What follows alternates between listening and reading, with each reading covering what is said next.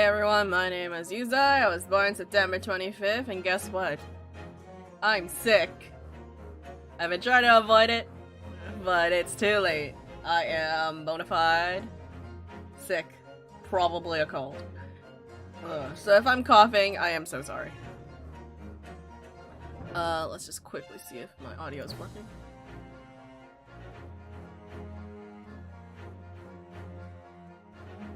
Let's see here. Oh, get off studio mode. Okay. It's my capture card, capturing monitor and output. Okay. Alright, so let's just finish up this quest. Episode 3. Let's go.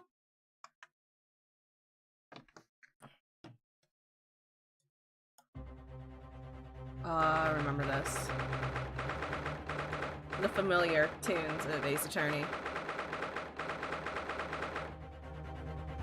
Today I'll be drinking David's Tea, the Skinny, because that's the only caffeinated drink I have here on me. And I did not have a good time sleeping, so I need that caffeine.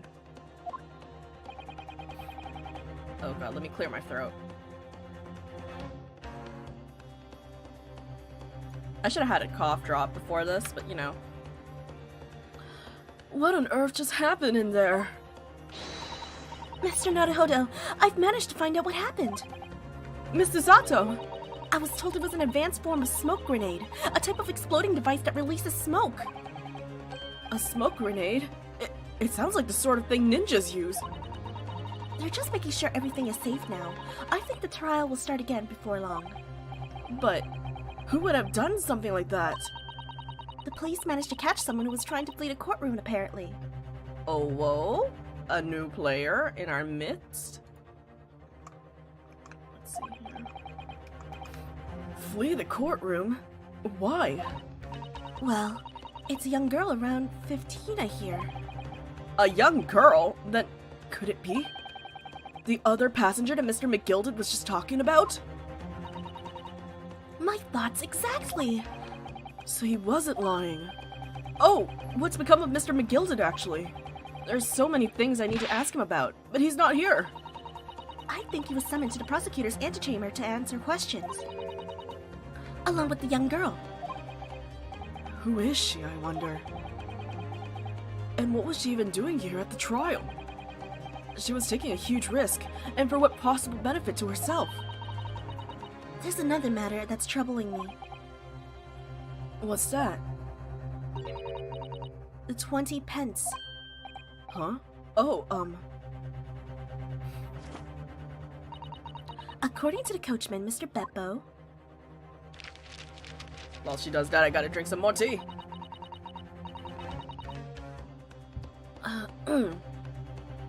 He took 4 passengers that night at a fare of 5 pence each. That comes to a total of 20 pence exactly. But now it seems like there were in fact 5 passengers. Which means the figures don't seem to add up again. She's right. That is strange. I mean, she could have just snuck in. She's a kid. Counsel for the defense, kindly proceed into the courtroom. The trial will recommence in 5 minutes. Oh, thank you, officer. We'll go in straight away. Well, whoever she is, I imagine this young girl will be asked to take the stand and testify now. Is it Iris? Or is it like a whole completely different character? Excuse me. I really can't imagine what she's going to say, but it could alter the whole direction of the trial. We'll know soon enough, Mr. Sato. Yes!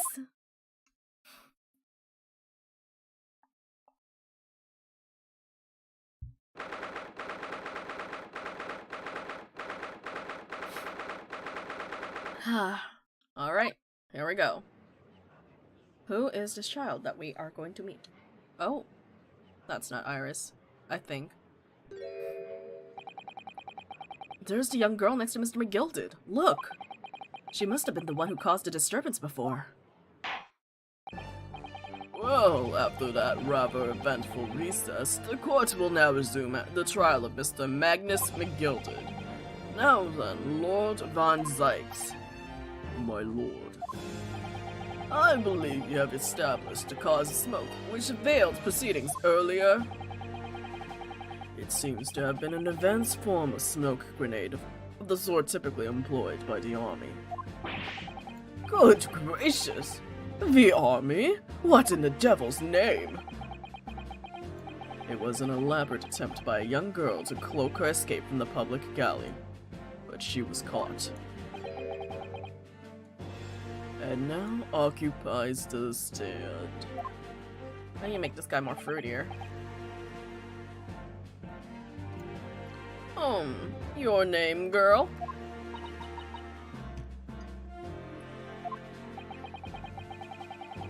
Are you responsible for the smoke grenade which induced such pandemonium here in my courtroom?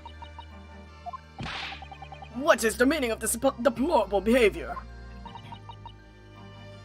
Don't tell me she starts speaking in German or some shit. Ahem, if I may, my lord. Yes, Mr. McGilded? I think perhaps I ought to explain here. Why it is that this wee lass here was here in the first place, and why she tried to bolt like that. It's all tied up with the events of that night, so it is. Huh. Very well, Mr. McGilded, give your testimony. You will explain to the court exactly how this young woman is involved in the case. Just what did happen that night? It's not like a defense lawyer needs that information or anything. God, I'm so sorry, I'm so scratchy.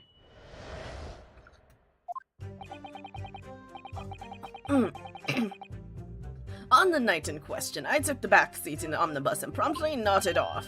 Then, begorra, a loud thud and a wee scream woke me up with a fair start. There was a fella collapsed on the floor at my feet, so I sat him up on the seat across from me. Then I turned to find where the scream had come from, and bless my soul, what did I find? There was a child in there, all curled up in a ball, hiding her wee self away.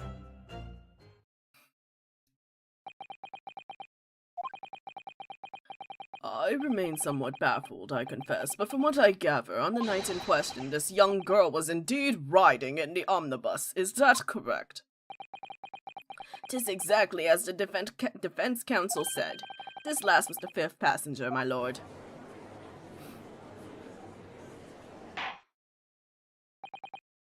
Very well. The defense may now cross-examine the witnesses. Are you ready, counsel? Yes, my lord! Or rather, no. I have no idea where to start. Come on, Ryunosuke, you got this. This is Ace Attorney, you're supposed to bullshit everything.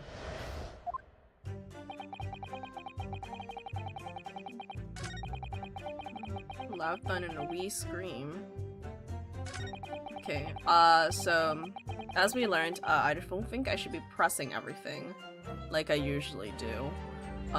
So, I don't know if that actually changes anything. Well, because, like, I like to press everything and see every single dialogue, every detail.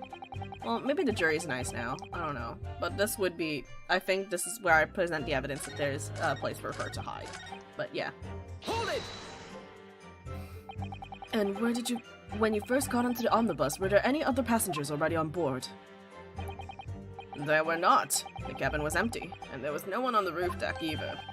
You were the first passenger, as it were. I see. Aye, and that's why I took the back seat as I did. 'Tis the most comfortable, so it is. Could you explain exactly what you mean by the back seat? By all means, 'tis how you already described it earlier. I'm talking about the seat opposite, the one in which the poor gentleman was stabbed and was sitting. Like I said, 'tis the most comfortable and where I feel most ease.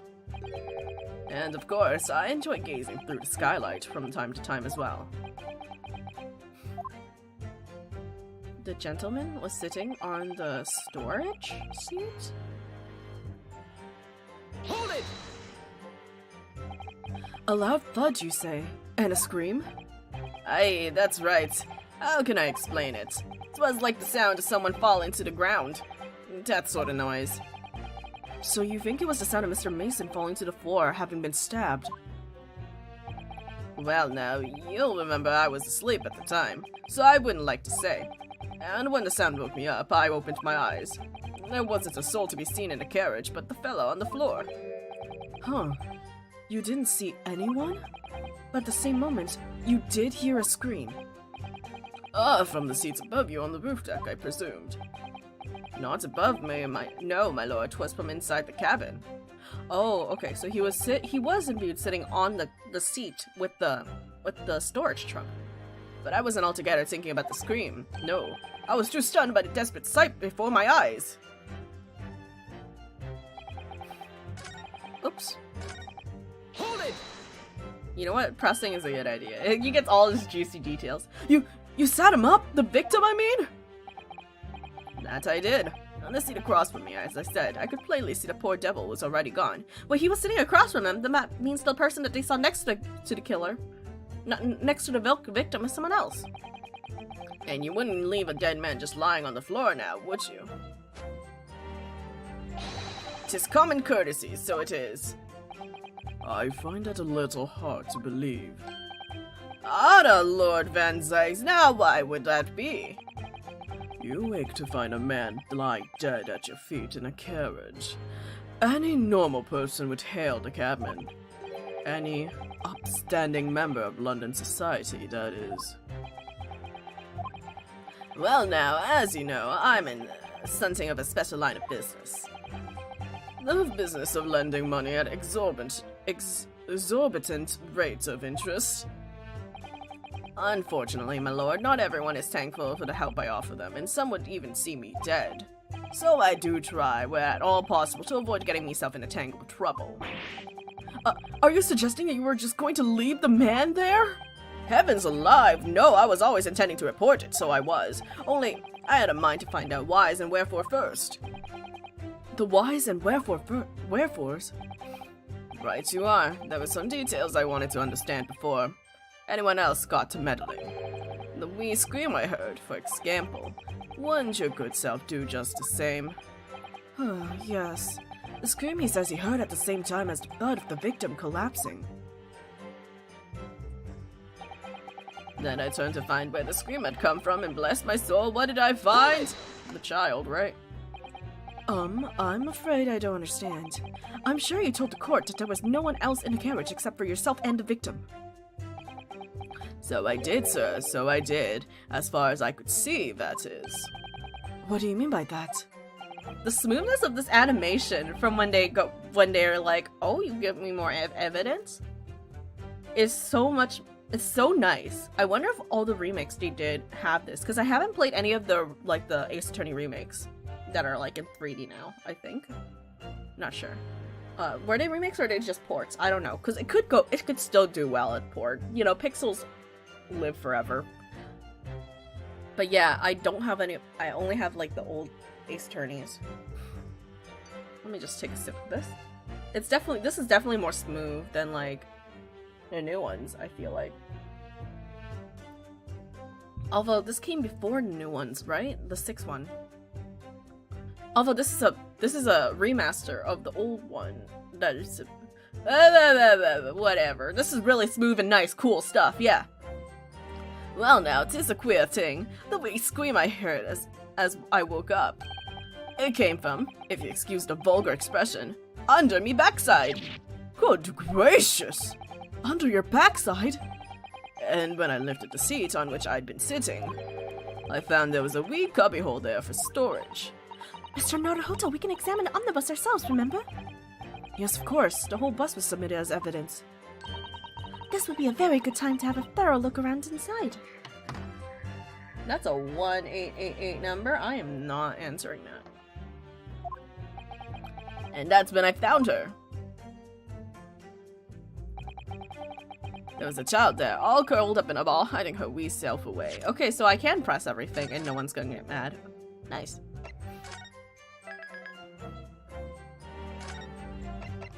I think it's like episode 3 down here. Oh, yeah. I'm gonna run out of space soon.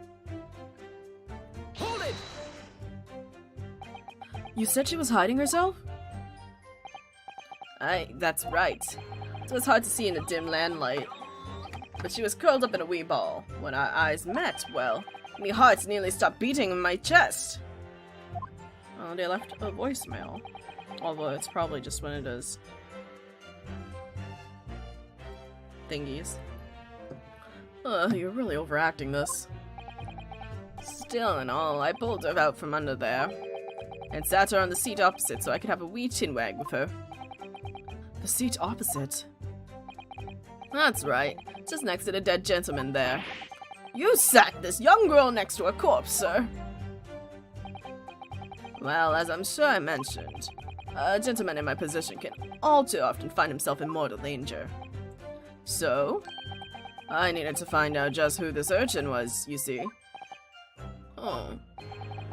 And while I was in the middle of talking with her, I heard another scream, our fellow's voice this time. Presumably, that scream was Mr. First, who was sitting on the roof deck seats. Right you are again, I would say, sir. Looking down through the skylight, he must have seen this young girl and the gentleman with the knife in his belly. In other words, the previous witness did not, in fact, see you at all, Mr. McGilded. What they believed to be yourself and the victim was in fact this girl, and the late Mr. Mason. Aye, my lord. I was, as I think everyone understands now, sat at the back of the carriage out of sight. Yeah, I think pressing everything was the right move. It's certainly plausible. The defendant is somewhat diminutive in stature, and readily confused, perhaps, with this young girl. After that, of course. With the screams from the gentleman over us, the driver realized something was wrong and pulled up the horses. Oh yeah, this was definitely just press everything. Let me just raise my mic volume. I lowered it to do some lines, and now it's quiet. Very quiet. Thank you, I've heard enough. The events as explained are clear in my mind. However, at least one conundrum remains. Who is this girl? Who hasn't said a single thing? Oh, we have a name! That was easy.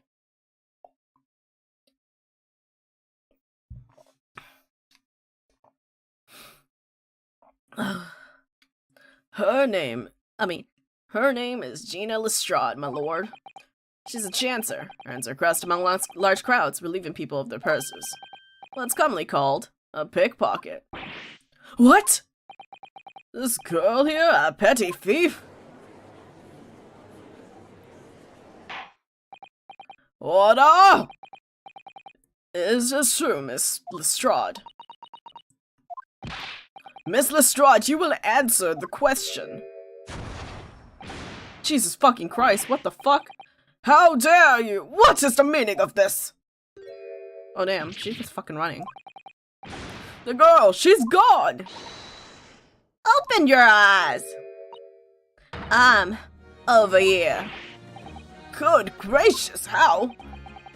Is the Lestrade last name? Sounds familiar. We probably just had another one in Ace Attorney World. I don't know. What was the point in that little sidestep? I know what you lot are thinking. Grown-ups are all the same. This little dipper, you say, slipped up and got caught on the job. She got herself backed in a corner, so she knifed the gent. Go on, that's what's in your heads, ain't it? I'm so sorry. If Hero comes in, I am so sorry. I'm going to be ruining every accent in the world. No, not at all. This is a court of law. We're here to determine the truth, not cast. Hey, at least I got green.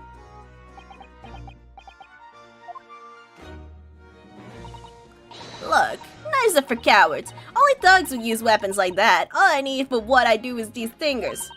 I'm a professional, alright? Maybe not in your eyes, but I got pride in what I do. Let me guess. You don't count smoke guns among weapons for thugs?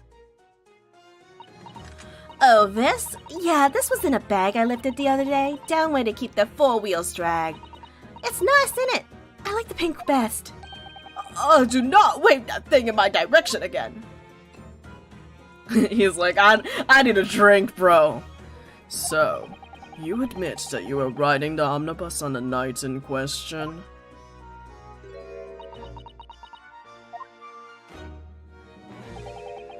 It's all right, lass. You can tell them the truth now. Alright, yeah, it's just like the Irishman said. Irishman? Well, I haven't even been doing much of an accent for him anyway. The court accepts this girl, Miss Gina Lestrade, as a valid and significant witness in the case. Accordingly, young lady, we will now hear your testimony, if you please. You will tell the court exactly what happened in Omnibus that night in question. Alright, if I have to.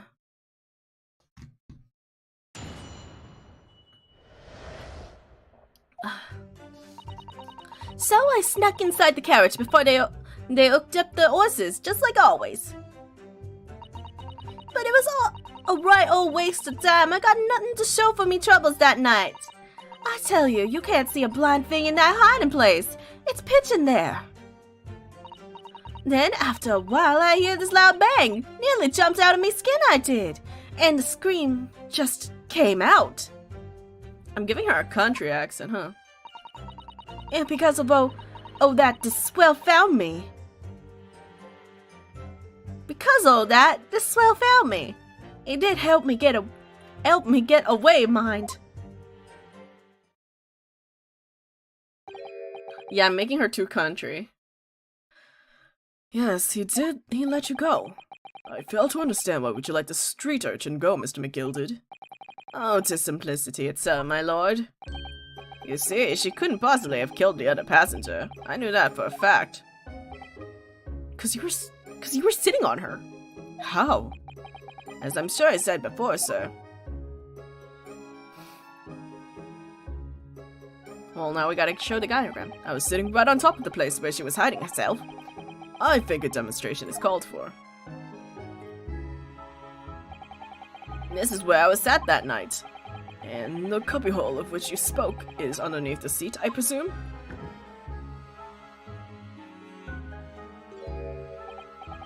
Yes, it does appear just large enough to accommodate someone of this girl's stature. Aye, but of course, the wee lass was stuck in there, because I'd parked myself on the bench for the duration. Oh! So you see, that's why I let the lass bolt. I knew that if the police found her there, they'd automatically assume she'd done it. But I couldn't live with myself if a young life was ruined when all the time I knew she was innocent. Even though you must have realized your action would result in your own innocence being called into question. Not at all, my lord, not at all. I knew in my own heart that I was innocent. So I thought it was worth taking a punt of my own good name for the sake of this less fortunate lass. My goodness! What a perfect gentleman. My lord! This fine example of a man who cannot possibly be guilty of a heinous crime like this. I'm ashamed of myself of ever doubting you, sir.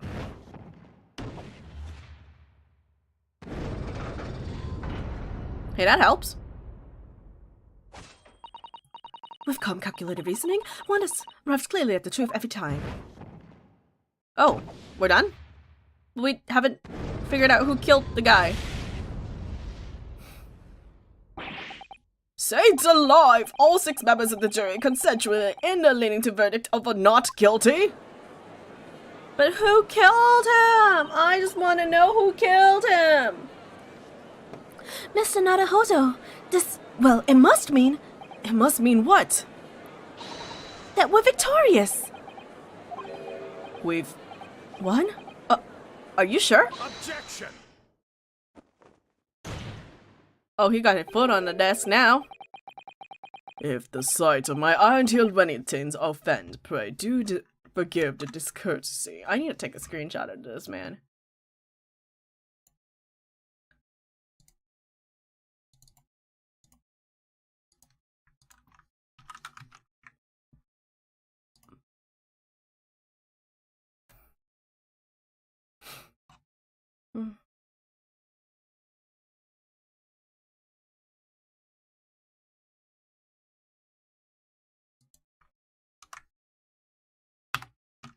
His shoes.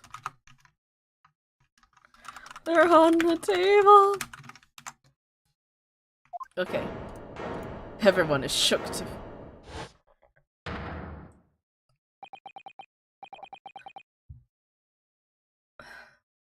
This really is a consummate example of the one monumental flaw in British judicial practices.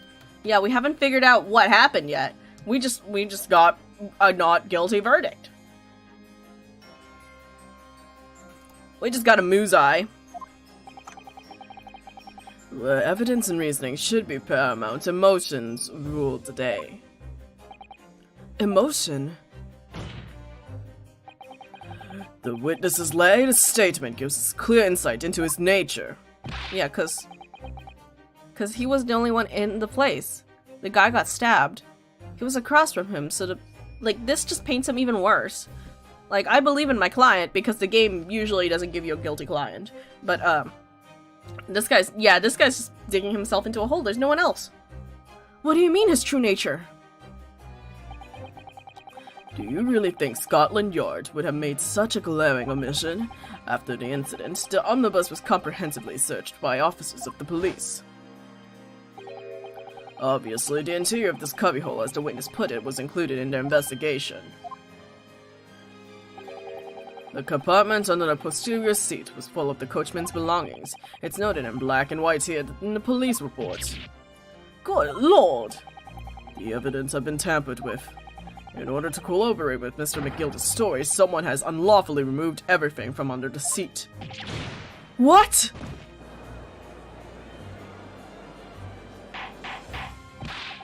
Order?! How could such a devious contrivance possibly have been effected, counsel? Naturally, we must acknowledge the deficiencies of the constabulary in allowing this to have happened. However, I assure you, when the omnibus was wheeled into the courtroom this morning, the compartment under the seat was not empty. Well, my Nipponese friend... Huh? Me? When the carriage was submitted as evidence, doubtless you examined it in fine detail, as would any self-respecting practitioner of the law. Pray, what did you find the condition of the under-seat compartment to be? There was stuff in there. Oh, to be sure, this young gentleman would be able to clear this up in a jiffy. Sorry? Go ahead, you tell the court now, fella. How is this all an elaborate excuse by the despot Lord Van Zykes? I mean, I kind of believe in Van Zykes. Like, he is my he's not my antagonist. Real antagonists are the killers. He is my opposing side. But he wouldn't lie. I hope. This is my first time meeting him. Well, counsel, do you have something to say on this matter? How am I supposed to answer? What can I say about the state of the little compartment under the seat in the omnibus? It wasn't empty.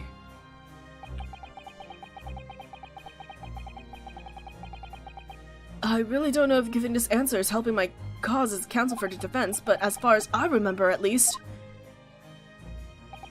when I first examined the compartment, I'm fairly certain there was a number of articles inside, yes. Are you sure, counsel? Aura be whist. What are you saying now, you daft dow? I thought you were on my side here. No, because the truth will always come out. Oh, did we actually get a guilty client? I don't know. I always have to believe in them no matter what until they are innocent until proven guilty in my heart. In this video game, at least. What game are you playing? Your task is to defend a man in a stand. Why would you say something to compromise his position?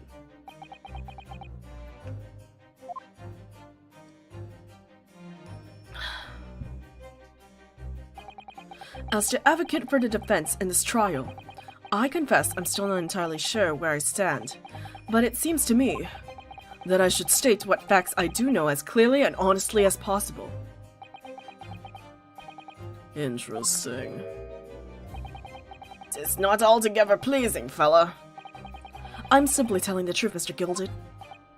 Well, don't forget that you're supposed to be representing my best interests here, lad. Now then. A fella's memory is a curious thing, not altogether reliable. No, the court must consider the facts. Not the cubbyhole under the seat. It's as empty as the devil's heart, so it is. Do you think perhaps it would be in your best interest now to admit that you might have been mistaken? Why? Why do I feel like something's not right here? Because this guy's pressuring you. I feel like the jury should weigh in on this matter, I think. The compartment is designed to house equipment used to maintain the smooth running of the carriage. The guild's rules state the omnibuses should be properly and fully equipped at all times, so certainly wouldn't have been empty on the night of the question. Bubbo isn't that irresponsible. That money-lending fleecer and the pickpocket purse are lying.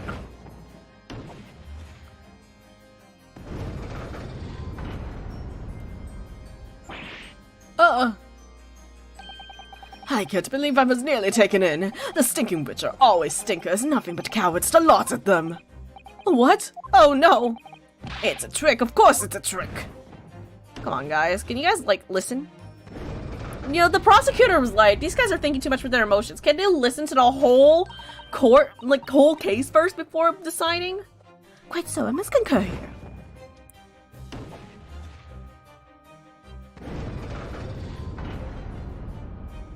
Can we just have it stay there? Of calm, calculated reasoning, one arrives clearly at the truth every time. Yes, but every time's a different truth, it seems.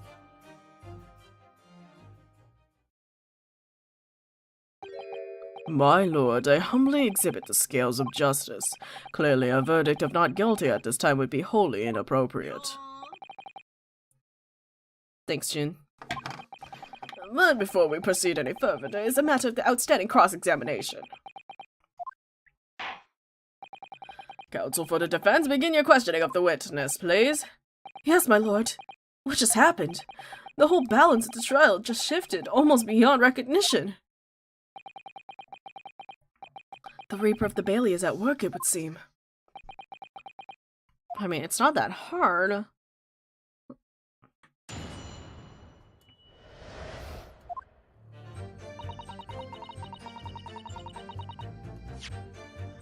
Just like always, huh? So you do this often?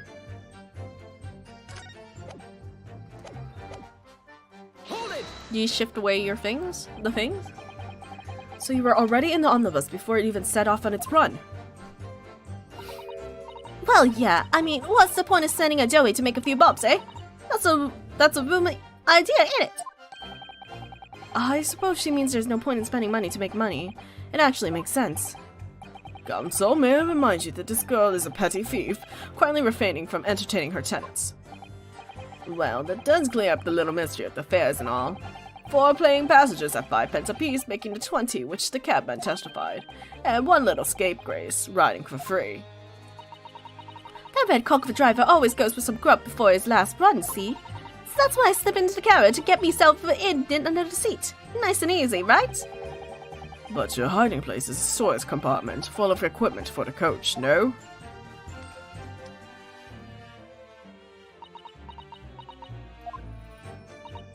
Yeah, there's brushes and buckets and whatnot in there, sure. I always chuck all that out and cram it in a corner somewhere. No one's ever seemed to bother much. And yet, according to the report filed by the police officer who first arrived at the scene, the compartment was full of such paraphernalia. Well, I don't know nothing about that. Like I said, I moved all the stuff out so I could hide under the seat. That's all I can tell you. It seems we reached the end of that line of inquiry. Continue. I thought she could have just squeezed herself there.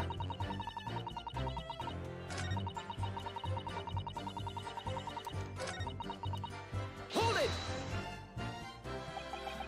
A waste of time? Why is that? Well, most nights I'm on me own in the guard permit. I'm on me own in the guard permit at least some of the time. I beg your pardon? Did you say guard permit? Oh yeah, well that's what my kind call it. You know, you'd say the omnibus, I suppose. The point is, any normal run, the carriage ain't got no one in it for a while. And that's when you come out of your hiding place and get away. Oh wait, fuck, wrong voice. That's it. On that night. This cove was sat on me seat from the start. And he didn't budge the whole way, did he? Not 1 inch. I was totally stuck. Do you mean to tell us that you were present in the carriage for this duration? You were under the seat the entire time our event unfolded in the enclosed cabin? Yeah. Right, mister? To be sure, I was shocked as anyone. You don't expect to lift the cushion you've been sat on and find a child now, do you? So this Miss Lestrade couldn't possibly be the culprit then. Hold it! So you couldn't see out in the cabin at all? Not a dot. Most days I push the cushions up with my head and look out the crack. And then I can have a butcher's at who I'm gonna fiddle. I thought you were a pickpocket, not a butcher. I mean, I can have a look. The seat I got on ain't as plush as the other ones I see. So most of the time, the passengers plan themselves opposite. But for some reason that night, the Irishman spent a whole journey right over me head. And for that reason, you weren't able to push the cushion up to peek out, I see. Truth is, I ain't too happy in a smart, dark place. It feels too much like being thrown in a clink. It's the only place to hide in them carriages, so it's Upson's choice. Why doesn't she just stick to picking people's pockets in the open, then? I'd say there's some reason that she's not letting on, judging from her demeanor. So anyway, I was a bit scared, but I had to stick out from under there. Nothing else for it.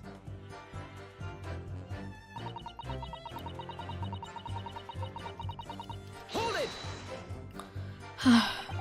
When you say a loud bang, do you mean the noise of someone falling to the floor? Could have been, I suppose. I don't remember so well. Point is, it made me jump. And you let out a scream involuntarily. That's right. And then I felt the cushion over me head get lighter all of a sudden. Presumably, friend the defendant got up to order to help the victim, yes? Or not. It could equally have been the moment Dick Yuuz stood in order to stab his victim, could it not? Well, girl, did you see what happened at that crucial moment? Yeah, I saw it. You what?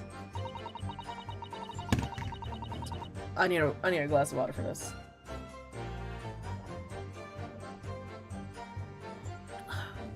You what? I pushed at the cushion and I had to quit butchers what I had the chance, didn't I? The Irishman was sitting up the bloke what had fallen on the floor on the seat opposite. That matches Mr. McGilda's account, of course. But then, the fella suddenly turned around and looks right at me. I sunk back down again, but it was too late by then. I should have never had risked looking. It's because of that the swell found me. He did help me get away, mind. Hold it! And when Mr. McGilda discovered you, he pulled you out from your hiding place. I was scared stiff, I was. He dragged me out and sat me down on the seat and all. Next to the victim, Mr. Mason? Yeah, the bloke had a knife in his guts. He was still bleeding. Then the carriage lurched a bit and he ended up falling onto me. Ah, how awful. Both me hands got covered in blood. It made me feel sick as a dog. Both her hands covered in blood. That must have been what the rooftop passenger saw. After that, I believe you talked with Mr. McGilda for a while. Is that correct? He asked to see some stuff. Wanted to know me name and what I was up to and that. Then I heard something from above. Someone screamed. Yes, Mr. First on the roof deck, one would suppose. I didn't want no one seeing my face, so I didn't look up. Then the horses were drawn up smartest, and the Irishman said to me, "Get back under the seat. I'll see that you can get away later." All 6 members of the jury have been decided the defendant was innocent. For one brief shining moment, yes. It's clear that they all are still very unsure. If we could just find some conclusive piece of evidence amongst this new testimony, I'm sure we would clinch the verdict we want. Yes, I think you're right, and I have this niggling feeling. Something's bothering me, but I just can't quite put my finger on it. I don't remember all my evidence, so we're just gonna have to go through it. It's pitch black in there. After I heard the bang and the scream, he helped me get away. I think we have to point out that it wasn't pitch black or something like that. Now, I don't have the full picture of what's happening here, but you know, it's fun trying to piece these puzzles together.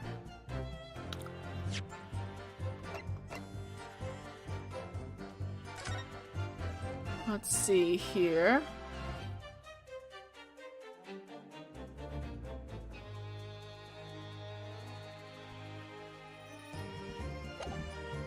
Only nothing I can do about that.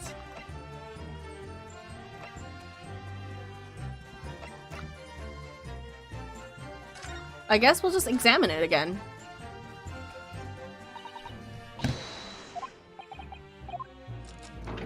Well, while we open the door, I'm gonna pour myself some more water.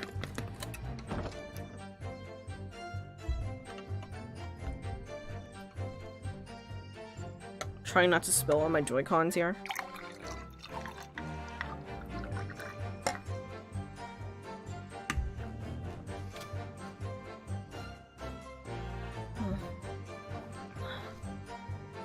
Oh god, I have a cough incoming.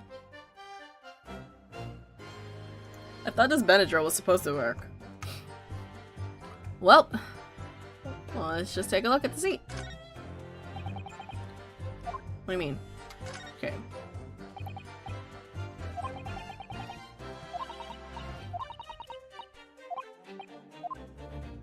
Okay, I get it. Can we open the thingy? This seat has a handle, it seems. Oh, is it? Oh, it's empty now. This is a storage compartment, but there's nothing in here. It's totally empty.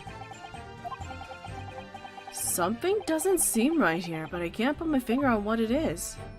There was definitely stuff in there. What happened?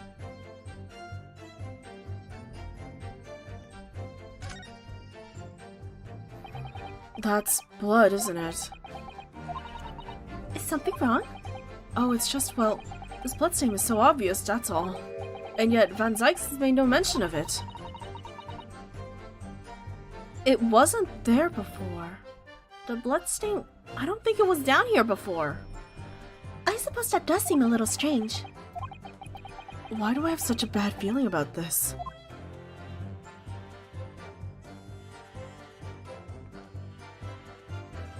Oh, I think they tampered with the evidence, alright. The victim's blood.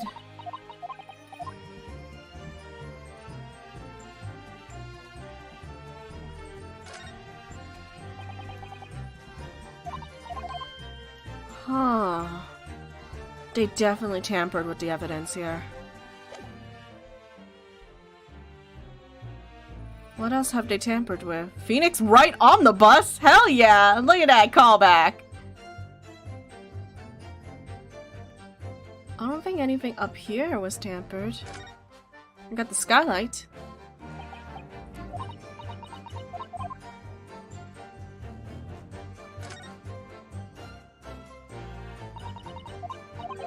Yep. Yeah, there's nothing in there anymore.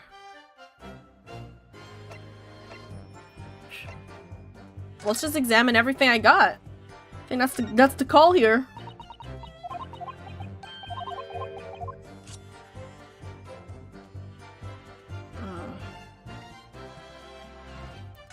Oh, there's blood.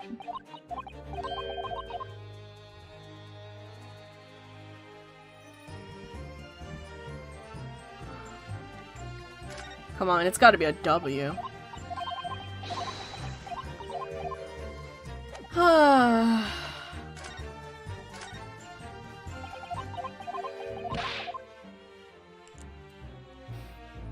Here we go. Nothing else?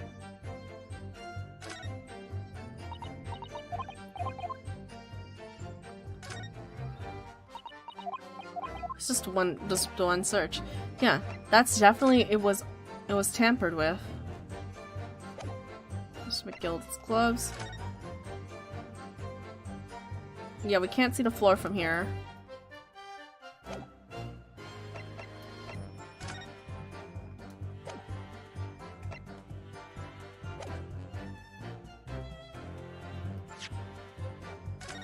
Dude, the evidence must have been tampered with during the smoke bomb.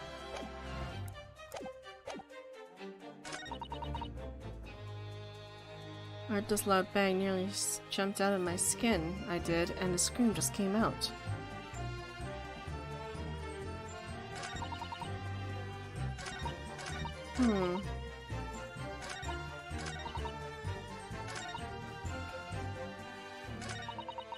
Okay, I think we have to talk about the blood on the floor.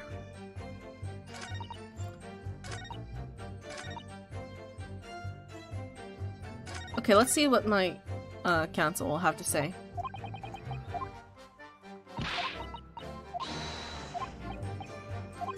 Something's bothering me. I can't put my finger onto it. Yeah, the evidence has been tampered with. Okay, I guess I'll present the carriage here and be like, well, something did happen. Well, I don't know what happened, but you know, something happened. Okay. Objection. Oh, the music keeps going.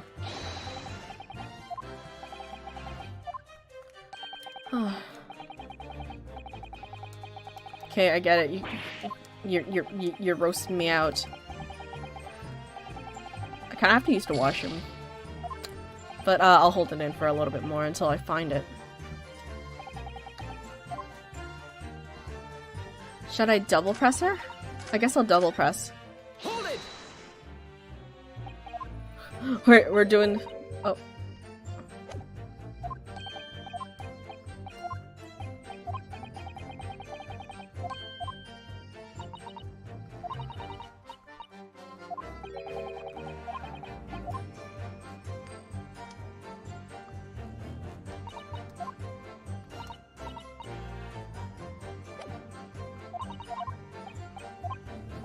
Oh yeah, I could probably do the side push. But I think these two are in on each other. Right now, Mr. McGilded is looking real guilty here. Hold it.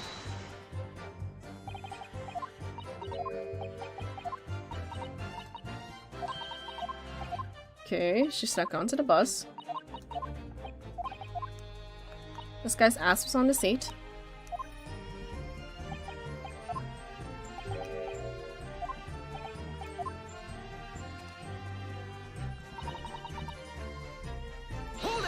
Glitch back in there.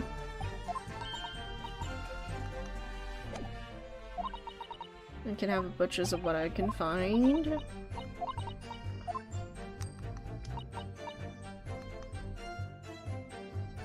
Excuse me.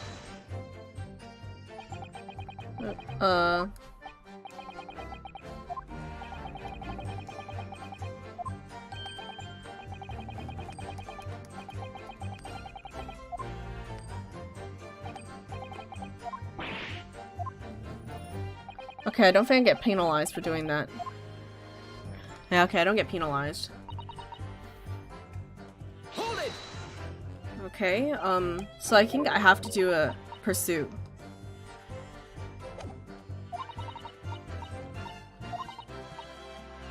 It made me jump.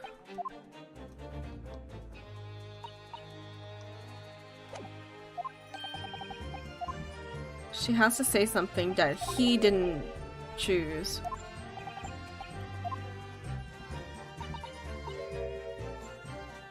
No, you didn't see it.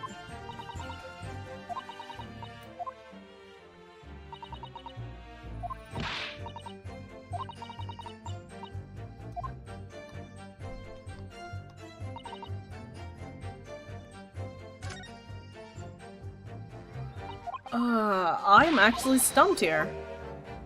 I know the evidence has been tampered with, but, Hold it. what am I supposed to do at this part?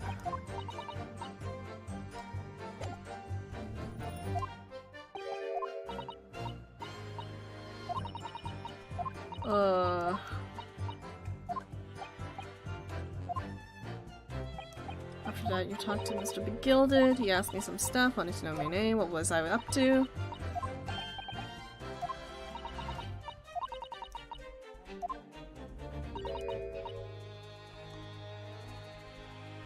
Excuse me. It's not this either. Are we gonna do the classic Ace Attorney? Present every evidence until you find out what it is?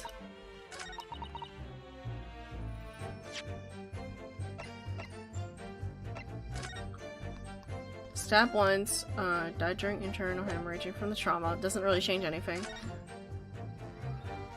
My hat. Maybe this photo's got something to do with it.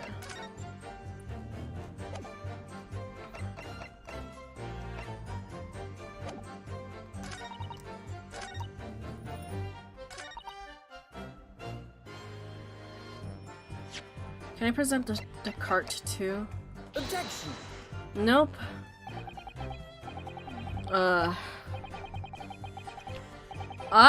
admit I am quite stuck here, and I don't want to use a walkthrough. But I also want to go through this quickly, because of my cold.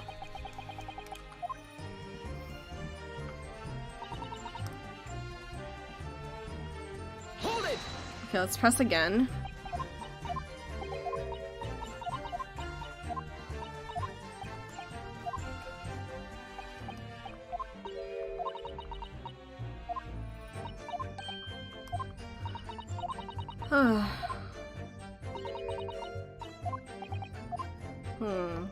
And that's all we got.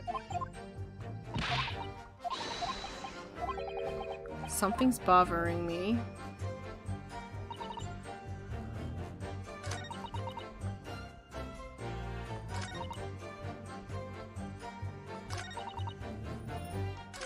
Okay. Did I present it here? Objection! Nope. God, we have so many quotes for a wrong accusation that I can't skip any of them.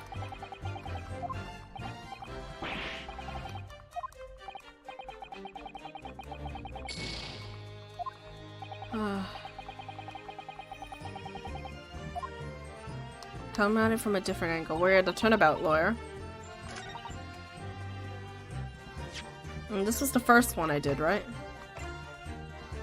Objection! Yeah, okay. Let's just load. And that's how you play Ace Attorney, folks.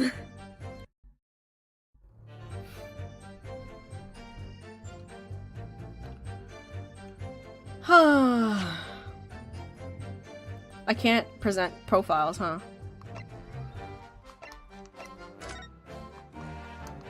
Stabbed once with a knife while journeying in an omnibus, died during internal hemorrhaging from the resulting trauma. That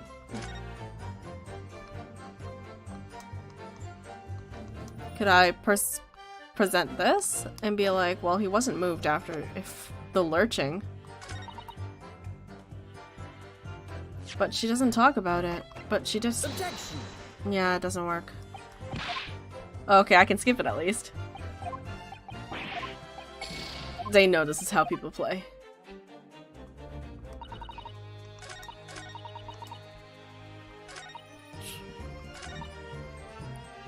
Stuck in the church. It's a blind thing that hiding place its pitch in there.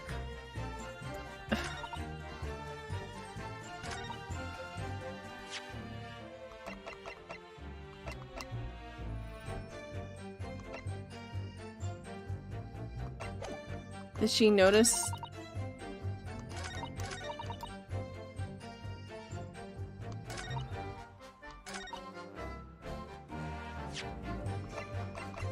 Objection! Okay, I think I'm gonna need a walkthrough, unfortunately. I don't want to be wasting more time here, so...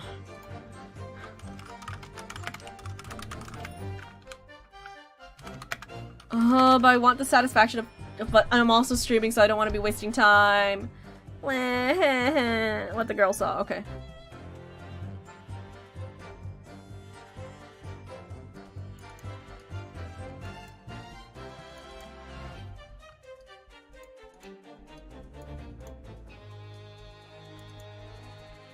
Oh, okay, I have... Press on the 5th and then press on the 3rd? And pursue. Okay, I was right, I do have to pursue something. Did I miss something maybe while I was... Okay, maybe it doesn't have the exclamation mark. Now I have to actually pay attention. Okay, 5th statement. And about the line about being in Hold it! the clink. Okay. And I'll have to walk through in a tab, but I'm not gonna look at it unless I really need to.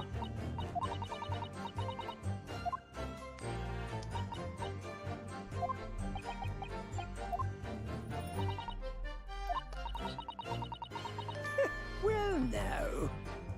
I should have just waited. What the hell? Excuse me.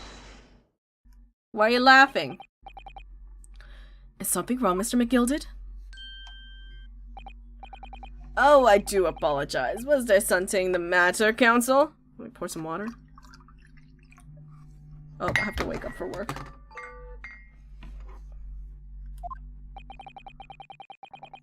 I'm just wondering if Miss Lestrande's last comment made something occur to you, perhaps. You seem to be thinking to yourself. Oh, no, it was nothing important. I was feeling bad for the poor lass is all. I remember feeling desperate myself as a young lad, shut up in the dark. 'Twas terrifying, so it was. I see, yes, I'm sure we can all sympathize. I'm still scared of the dark now. Aye, and I don't know about yourself, but I find that the darkness seems to make everything you hear seem that much louder as well. Yeah. I suppose it does, maybe. Miss Lestrade! Did you hear something that night? Anything? An unusual noise, perhaps?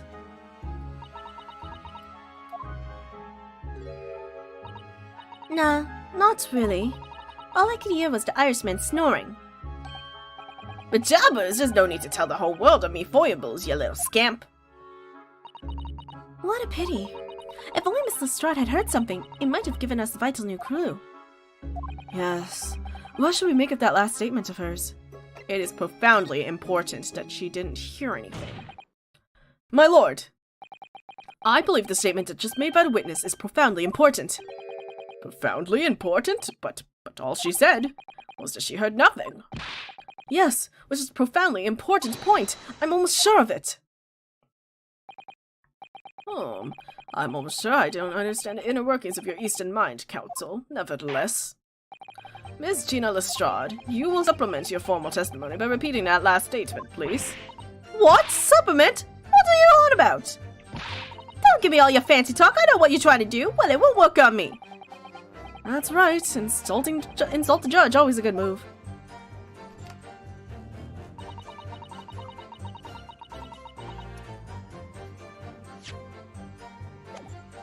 Hold it! So you were straining to hear what happened the entire time since the moment you hit yourself? Not exactly, no. Sorry? Well, there was no one in the cabin to start with. I could have just pushed the cabin up and have butchers to see what's what. But then when I saw this swell going on, I got me head down so you didn't notice me. And Mr. McGilded sat on a seat under which you were hiding, correct?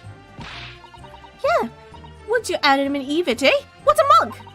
So then all I could do was listen. I was waiting to jump out there as soon as I heard him leave, you see. But would he? Not likely. Even though we stopped here and there, I never heard the door open. So I just stayed put and listened to him drive its pigs to the market, snoring like an old dog he was. Didn't hear the door open again. Huh. Are there any conclusions we could draw from that, I wonder? Wait. No, it doesn't. Well, that all seems to make sense.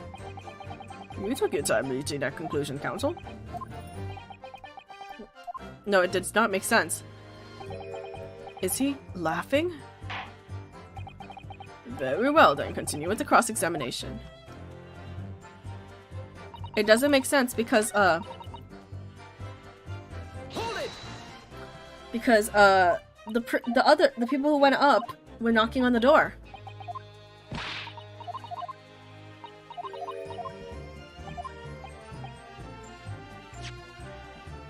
Oh, we can finally save again.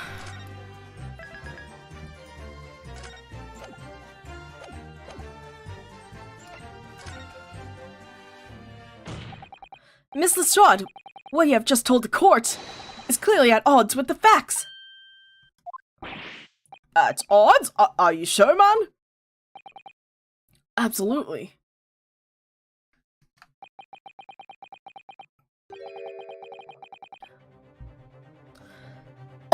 Sorry, I didn't mute that one. It seems my learned Nipponese friend is not as dull-witted as I feared. So Van Zykes realized it too. Of course he did. He's the prosecutor, of course he would realize everything. Counsel, I must insist that you bolster your claim with evidence, or some complicit party names at the very least. Yes, my lord! I expect you to demonstrate this alleged contradiction to the court. According to Miss Lestrade, while she was hiding in the omnibus that night, she heard nothing but the sound of Mr. McGilded snoring, but think, Ryunosuke, think! There's something else she should have heard. She should have either heard the victim get on, or the people on the rooftop try to get on. Very well, my lord. Allow me to elaborate. On a particular sound that Miss Lestrade could not have failed to hear that night in question. The sound very clearly explains by the presence of the following person. Take that! Thrice fired, Mason. Yes, my lord. The sound that Miss Lestrade cannot have failed to hear is that of the victim, Mr. Mason, boarding the omnibus. Order! Explain your reasoning, counsel. Miss Lestrade, allow me to confirm something. You claimed earlier that you were the first person on the boat to board the omnibus. Is that correct? Yeah, of course I was. I thought our wanted driver was in the book, didn't I? And the next person to board the omnibus was Mr. McGilded. That it was. Not a soul was in the cabin when I climbed aboard. At least not in plain sight. So you were, to all intent and purposes, alone in a closed cabin of the omnibus at the time. Did I not just say as much? I wasn't traveling with anyone else, if that's what you mean. Yeah, I saw him get on, remember? Through the crack under the seat cushion. He was on his own for sure. And, from what we heard, the carriage made a number of stops after that on its onward journey, during which time did you not hear the door opening or closing at all? Nah, I never heard it. That's exactly what I was listening for, wasn't I? Waiting for the swell to leave. In which case, when and how did the victim end up in the carriage? Oh! We know the victim collapsed inside the enclosed cabin of the omnibus. Therefore, Miss Lestrade's statement about what she did or did not hear is at odds with the fact. It's getting juicy here. Yes, this petty thief's statement was clearly flawed. Lord Van Zykes! Yes, he knew. He knew all too well that there was an inconsistency in Miss Lestrade's statement. It would seem words of thanks are in order for my learned friend. What are you talking about?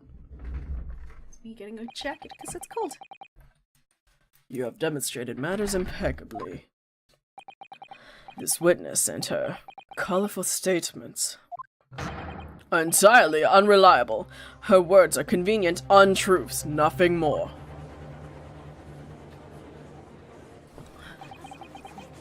Is that right? How could a victim possibly not have boarded the omnibus?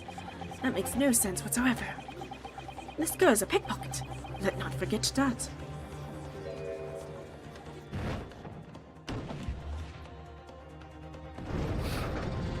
Well, let's not make our decisions too rashly. She didn't even say anything. I didn't want to judge the little mite just because she had some rather naughty ways, but I must say, I can't abide liars. And neither can I! Mr. Foreman! I didn't want to judge a girl just because she had some less than salubrious ways, but I must say I cannot abide liars. Not this shit again, please, guys. Mr. Naruhodo, that's 5 jury members leaning towards guilty. Can we get to the end of the session first before deciding? Well, your consideration for others is refreshing, my Nipponese friend. To the considerable troubles you have spared me. Aren't we both in pursuit of the truth, sir? Stop drinking. Yes, very refreshing. Ah! What are you playing at? Have you forgotten who you're working for, you useless Eastern Amadan? This is carnage. It's perfect. Juror number 2 is the only one left. Mr. Naruhodo, the way that this is going. I know if we can't find new ways to convince everyone of Mr. McGilden's innocence, the judge will rule, and we'll have lost. I very much wanted to believe the words of one of London's most respectable gentlemen, but those of us in service know we must accept hard truths. Can you not?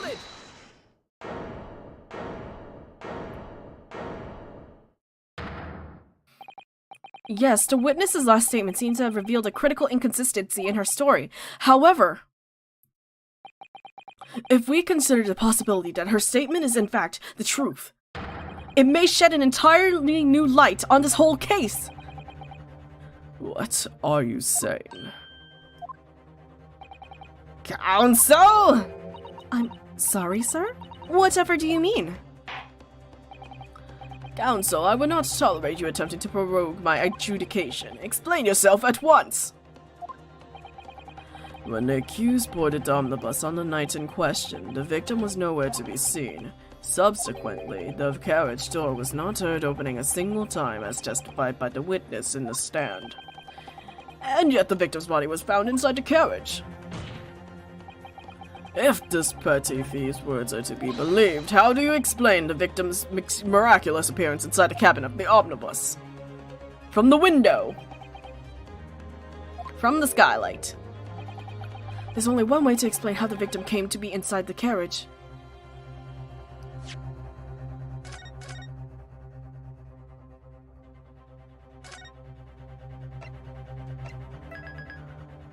Whew, these are hefty answers. There's another entrance. Could be a plausible theory. Can we see if we can remove the door?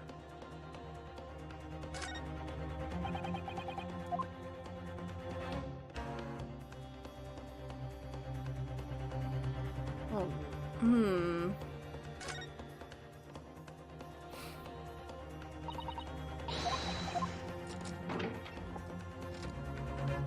How would he be already inside? He was the one that was tucked inside. Can the skylights open?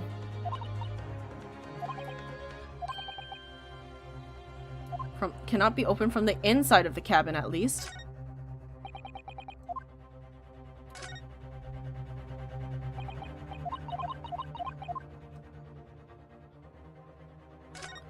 There's the blood down here.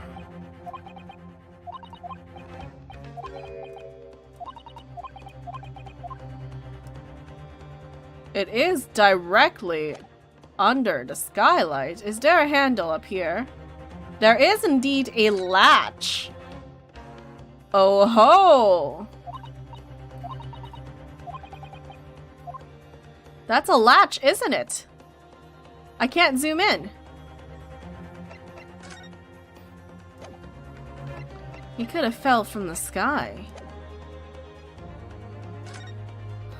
Alright, I'm going for the skylight. If the door wasn't opened even once, the only explanation is that the victim entered the enclosed cabin some other way. I wonder what new fantasy you would come up with in a blind panic. But behold, the omnibus is here for all to see. Only one side of the enclosed cabin is furnished with a door. The others has only windows. Fixed windows which cannot possibly open. In short, there's no entrance to the cabin other than the door. But there could be. There's one possibility you haven't considered. Oh, really? Yes. One other way inside that isn't a door. Another opening, the use of which allowed the victim to appear inside the enclosed cabin. Mr. McGilden, why are you so fussy? Alright, counsel, the defense will identify the location for the court. Here is the omnibus on which the incident occurred. Where on earth is this entrance by you which proposed the victim entered the cabin? The skylight!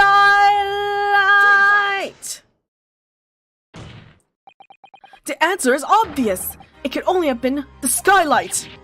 I say, the skylight? Objection! Your ludicrous proposal almost had me lost for words, however. Objection! No, object you. Objection. The skylight may as well large enough for someone to pass through. Objection! We're really just passing them back and forth now. So you claim, but do you have a shred of evidence to support your out-of-brained theory? Both Mr. McGilded and Miss Lestrade said the same in their testimonies. They each claimed to have heard a loud thud, such as the noise made by someone falling to the floor. Yes, which has already been explained, as the sound of victims falling from a seat have been assaulted with a dagger.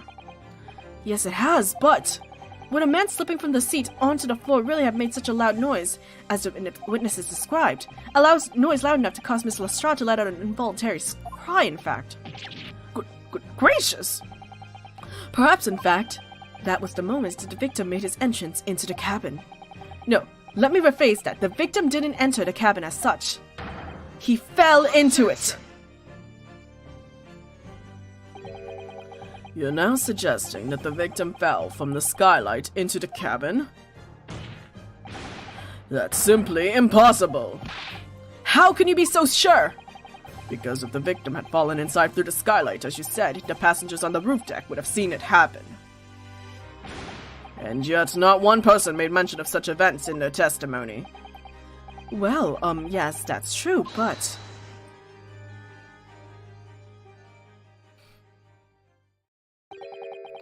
Might a humble fella make a wee comment here? Mr. McGilded? To be sure now, the two fellas who were sat on the roof that testify afore said nothing of the victims falling through the skylight. But it seems to me, my lord, that 'tis not so much a case of them not saying, but... Aye. 'Tis a case of them being unable to say. What? I think perhaps the two fellas do be having something of a compelling reason not to mention what happened. Would yous not agree, fine ladies and gentlemen of the jury? Those two chaps on the roof? Dude, same. You mean the ones stuck on that knife? The ones who stuck the knife in the man were? Oh! Yo, she's still typing.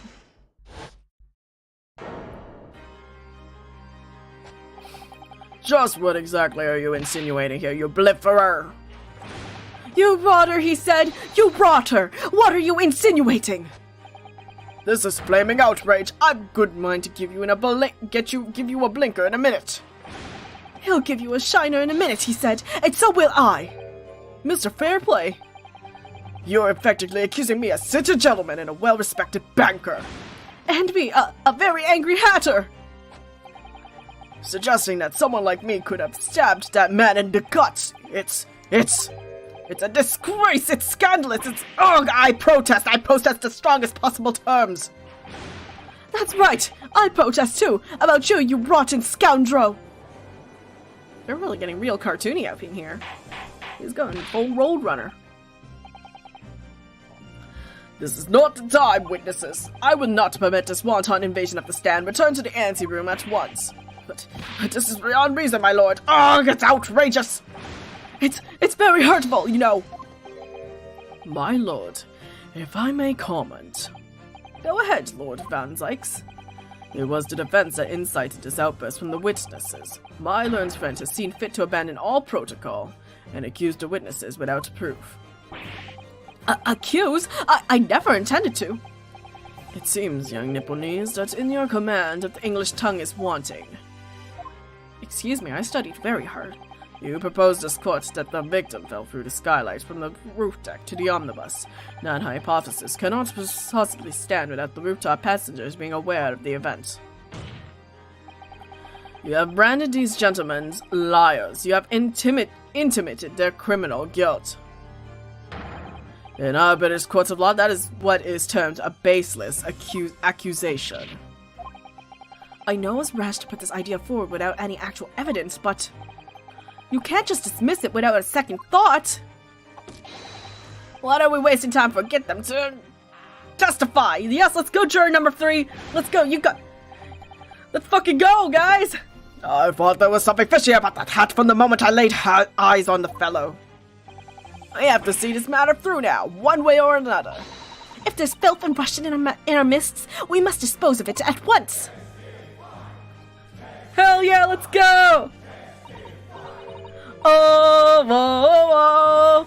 Oh, whoa, whoa, one game. What's happening, Mr. Naruhodo? The spectators in the public gallery they're in complete frenzy. Mr. Fairplay and Mr. First. My lord. You will take the stand again and make another formal testimony in reference to the indictment brought by the defense. Yes, my lord. I didn't come here for this. There's no time to think this through. All I can do is keep pushing forward.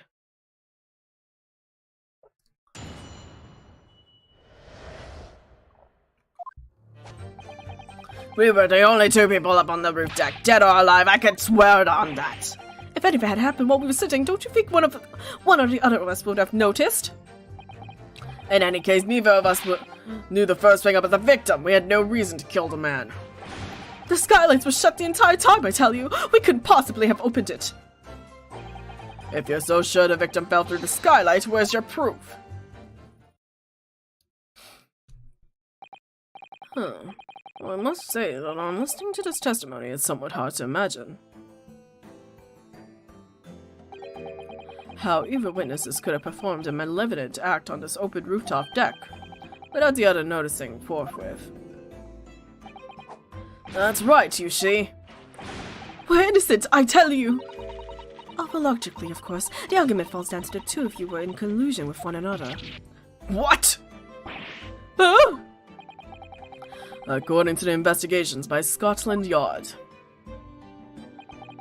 the 2 witnesses share no common dealings. Well, I don't trust coppers any more than I trust a stinking rich. Something doesn't feel right here. You know what, juror number 3? You're alright in my book. You alright. The trial's going in our favor, really. So why do I feel so uneasy? Because Mr. McGilded might be guilty. Counsel for the defense, over to you. Your cross-examination, please. Oh, yes, my lord.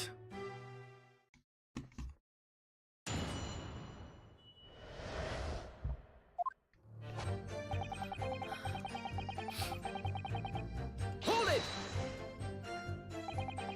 So at no time did the victim, Mr. Mason, climb up to join you on the roof deck?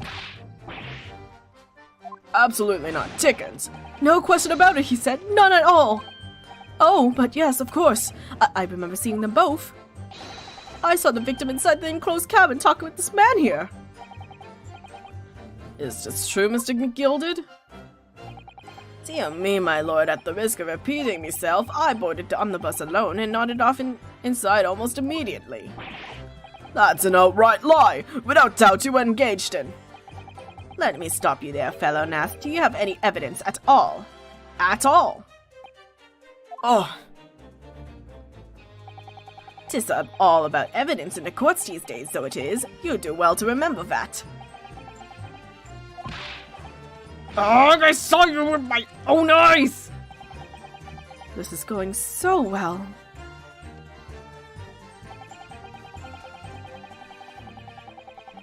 Hold it! Well, it was on the final run of the omnibus at past 10 o'clock in the evening.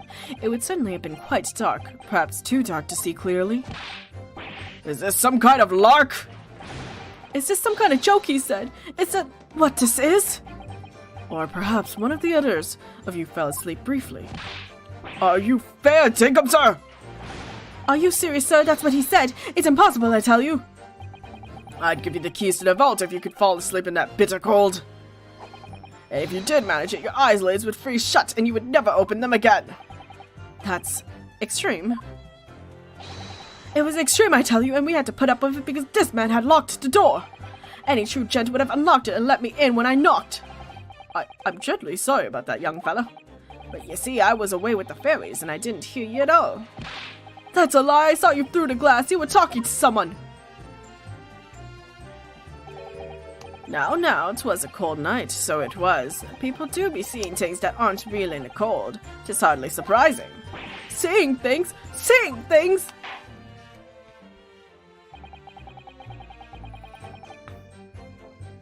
I believe we have reached an impasse here on the particular point. Oh, you! Don't take it personally now, lad. If I'm a suspect in this case, 'tis only fair that you and I or the other fiend are too. Open and free competition is what a capitalist society is all about. This isn't a competition I would like to be involved in, really.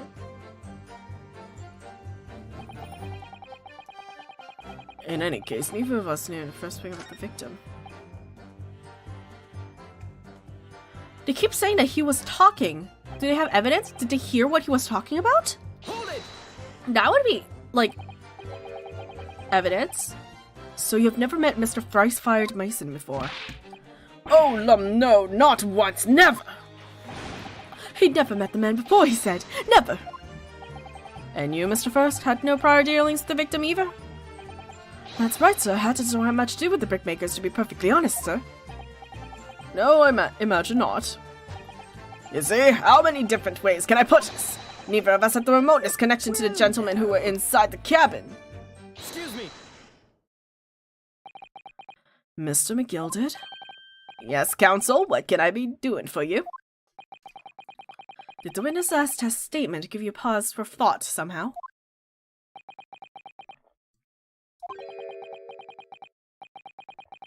Not the remotest connection? Is that right now, I wonder?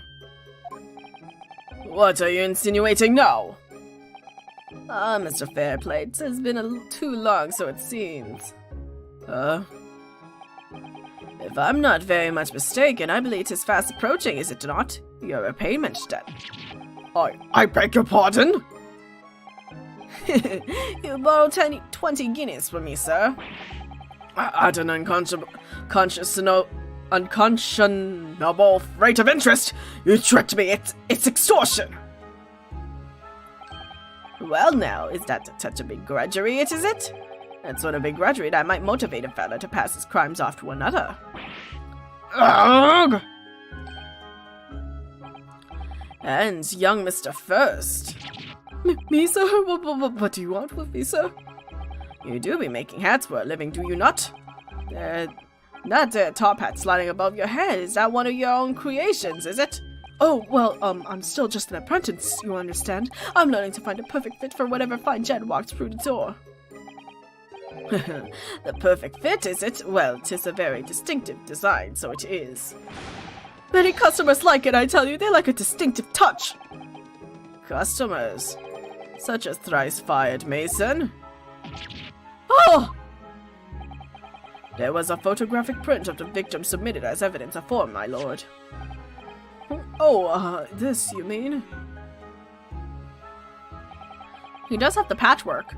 I can't help thinking that the poor fella's hat looks distinctly familiar, wouldn't you say? Oh! That's one of my hats! Aye, that it is. So it would seem the brickmaker was a customer of yours. That sort of customer, I'd wager you could have had a wee quarrel with the over-distinctiveness of the goods. Oh no, sir. Absolutely not, sir. Well, there's really nothing more to add. It wouldn't be right to say that the two fellas here haven't the remotest connection to the victim, you see. I rest my case. Thanks, Mr. McGilded. You're kind of sus, but like, thanks, Mr. McGilded. You little weasel! Ugh! He's better at this than I am. Gosh, Mr. McGilded certainly has been through his research, hasn't he? Please, don't let me, little interruption, hold up the proceedings.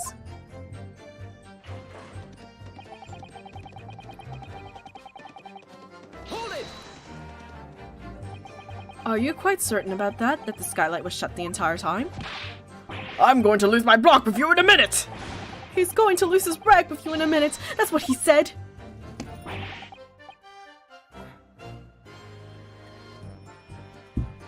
Take a look for yourself, go on! You see, it's shut fast now, just like it was on that night. So it is, of course, a fella the size of Mr. Mason could likely break right through it, and still and all. What? Just looking at the size of the thing, you understand.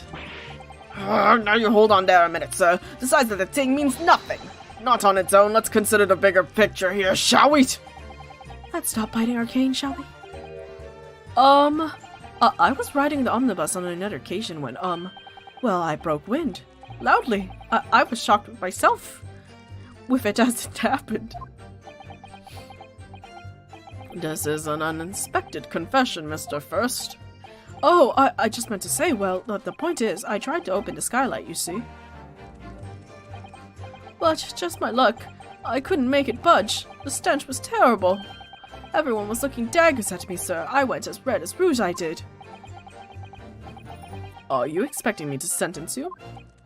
Oh, no, sir. The point is, the skylight can't be opened. I tried and tried when I was inside the cabin of shame. Excuse me. This is a lot of pursuing we're doing. Do you have something to add about that, Miss Lestrade?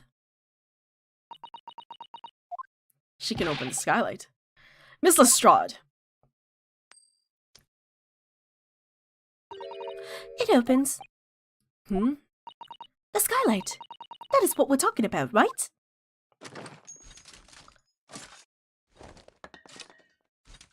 Damn, you really sounded like that guy. All them skylights open, dead easy. More easily than you can load that weapon? That's a lie, I tell you. Otherwise, when I broke wind, You can't do it from the inside, you mug. Oh! Look, a few weeks ago, I was up on the roof deck on one of them drags, and I had a great haul. I had purses coming to me years. Miss Lestrade, this is not the forum to be utilizing on the subject of your criminal activities. Well, anyway, I had a bit of a scare. When I lifted the last bloke's purse, he got wise to me. All four of them surrounded me, so I couldn't opt off the bus and leg it. So what I did was I used the skylight, opened the catch, and jumped right through. What? Yeah, the catch for them skylights is on the top side. That's why you can't open them from the cabin. The skylight opens from the roof deck? Bailiff! Climb up onto the roof of the omnibus at once and verify this witness's claims.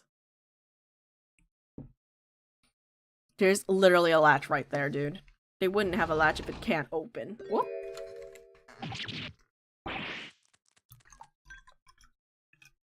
Oh, my hat!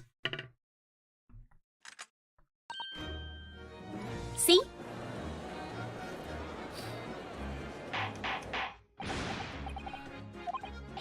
So it appears that this street girl statement is quite true. I don't believe it. The skylight opened. And from the roof deck. Mr. Naruhodo, this could be the clue that we've been looking for. Well, counsel for the defense, please continue with your cross-examination. Yes, my lord. So the skylight opens. Perhaps I should investigate for myself.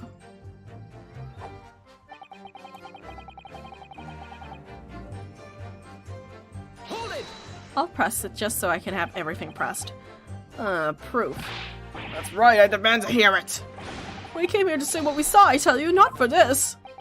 But you can call us both shysters, brand us as criminals. You call us liars, that's what he means, and accuse us of doing it. As it stands at the moment, there's no hard evidence that incriminates yourselves now, is there? I believe we're much in the same position as one another here.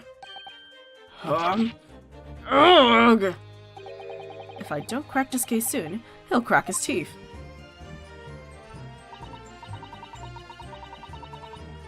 I wonder if these two men were involved in some way. I couldn't say. I mean, I don't really know anything about them, do I? Although by the same token, I don't really know anything about Mr. McGillicuddy either. It's so hard to know what to believe here. think they should try to remember that it's evidence alone that can truly determine the outcome of a trial. Evidence. No one can argue against decisive evidence, including the members of the jury. So you're saying that what we need now is to find conclusive piece of evidence? Yes, Miss Naruhodo, precisely.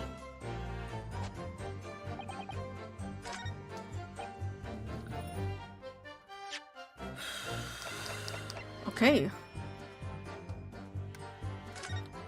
Let's do an investigation again. So the skylight was fastened shut before. But now the catch has been undone, so we should be able to open it.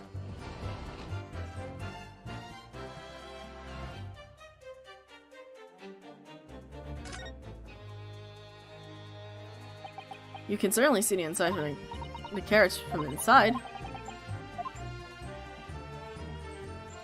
I guess we'll go inside and see how it fares from the inside.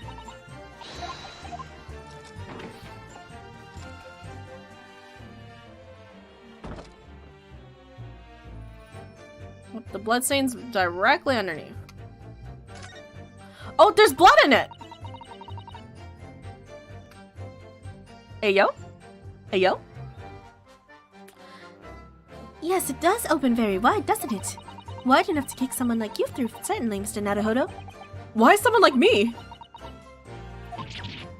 Oh! What is it? Look, just here! Look at this! That's... without question! It's blood! Why would there be a blood stain there? Surely, it can't be unrelated to the case, can it? Oh ho ho! Oh ho ho ho ho! Oh ho ho ho ho ho ho ho! And the bloodstain is directly underneath. Oh ho ho ho ho! Oh ho ho ho ho ho! We got a break in the court case. I think I'm gonna quickly take a break here because this is getting a little too exciting and I have to pee. I will be right back.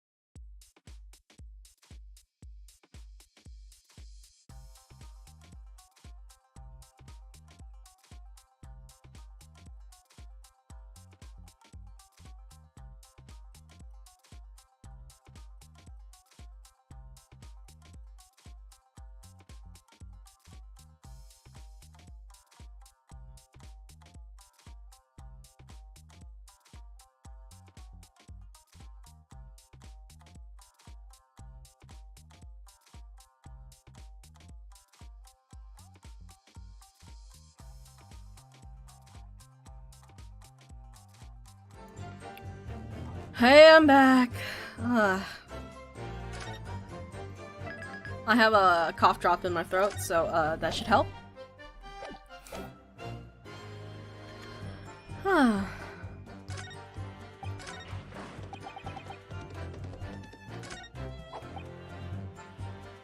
Well, where's my proof? Well, we do have proof now.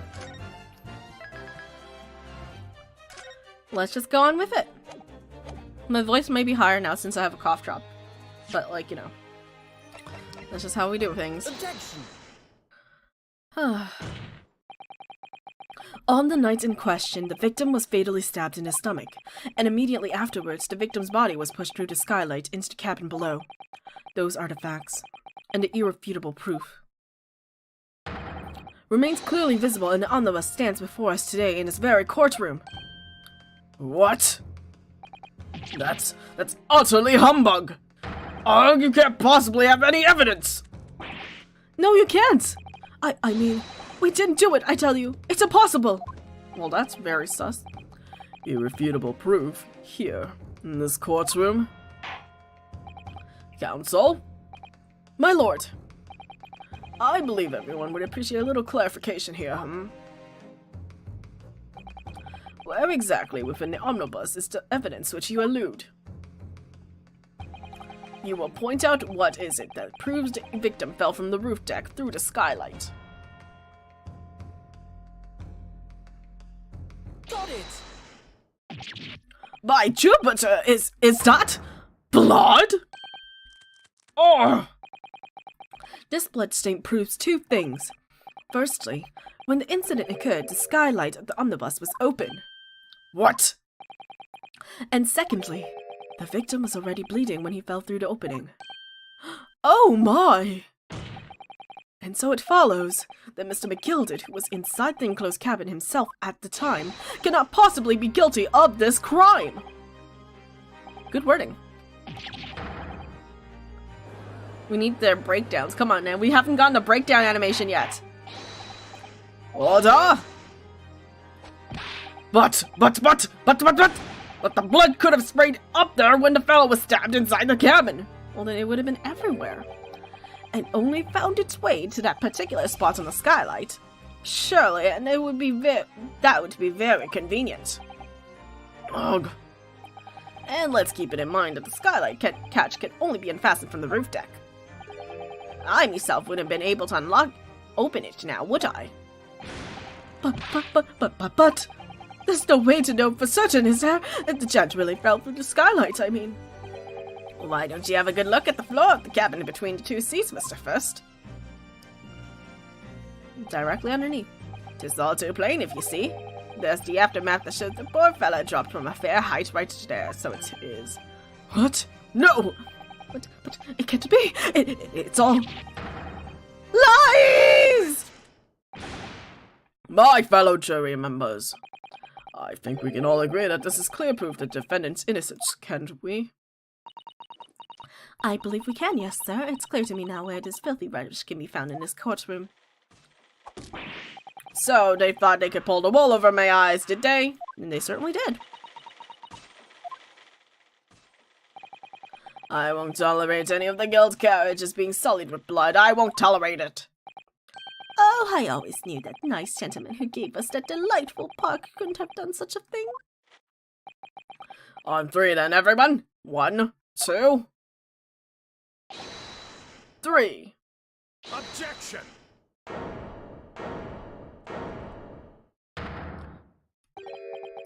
A chilling performance, Mr. McGilded. Oh, and what would you be referring to there now, Lord Van Zykes? A blood stain on the frame of the skylight. Such evidence is null and void. What? Why? For one extremely simple reason. That smear of blood never existed. What are you talking about? It's there for all to see. It's clearly blood. I personally attended Scotland Yard's investigation of the omnibus. The officers involved went over the carriage with a fine-tooth comb. So I can say with absolute surety. No such smear of blood existed in the carriage, at least not until this trial began. But are you suggesting, Lord Van Zykes, that the stain of blood was fabricated, my lord? Yes, and while this court had been in session. What? Yeah. This is only getting juicier, guys. What's a palaver? I must say, I didn't expect such crude reasoning from a prosecutor of your standing as Lord Van Zykes.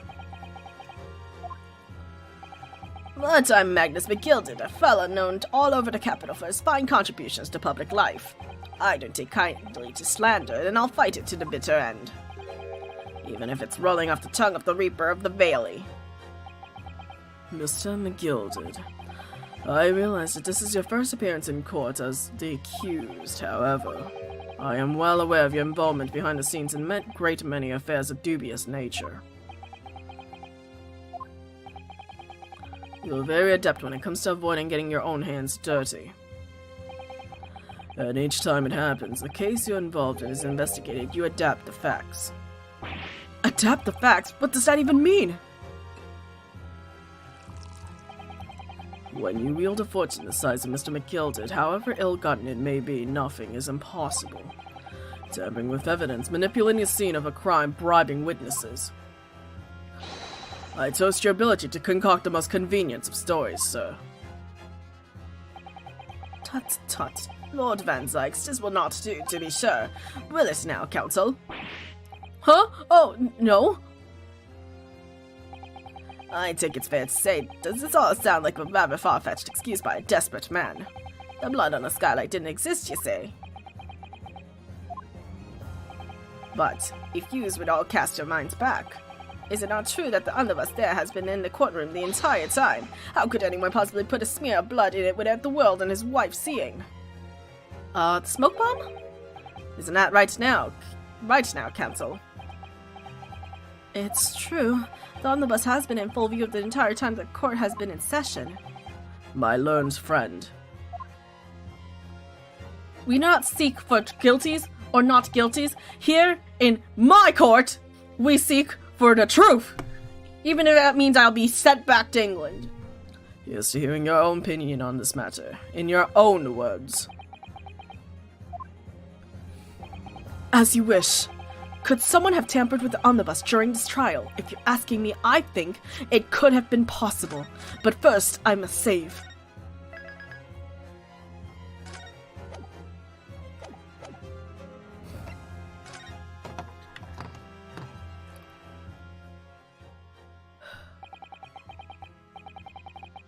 As a defense lawyer, it's my job to advocate for the defendant as best as I can.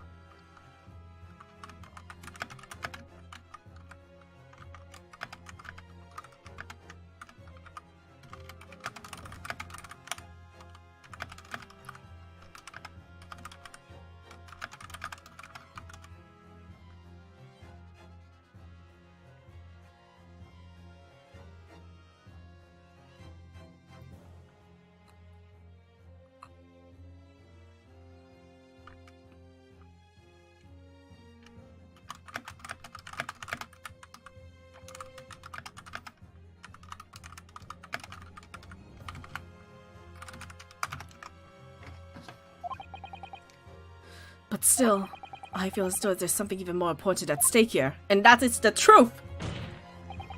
I hate saying stuff like that, but because my brother ruined the word the truth for me. But, that is this game, and also Detective Conan. One truth must prevail! There's no evidence to suggest that the defendant did as my learned friend suggests. However, in terms of having the opportunity to carry out the alleged tampering, there is one possibility. Oh? Good gracious! Explain yourself, counsel!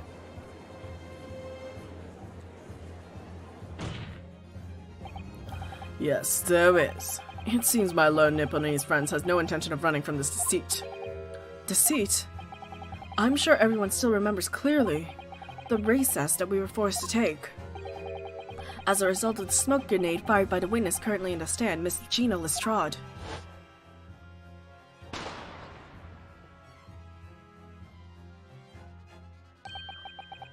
What is going on? Be careful, Mr. Naruhodo. Cover your face. Bailiff, don't let the accused escape. Secure the omnibus. I hear call by a bailiff. Sure to blah, blah, blah, whatever. I'm tired. This is a water drinking time.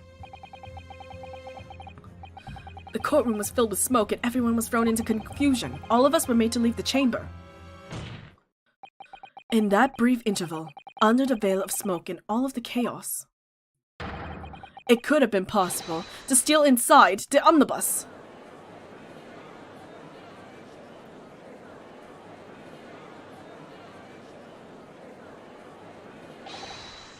Are you wise?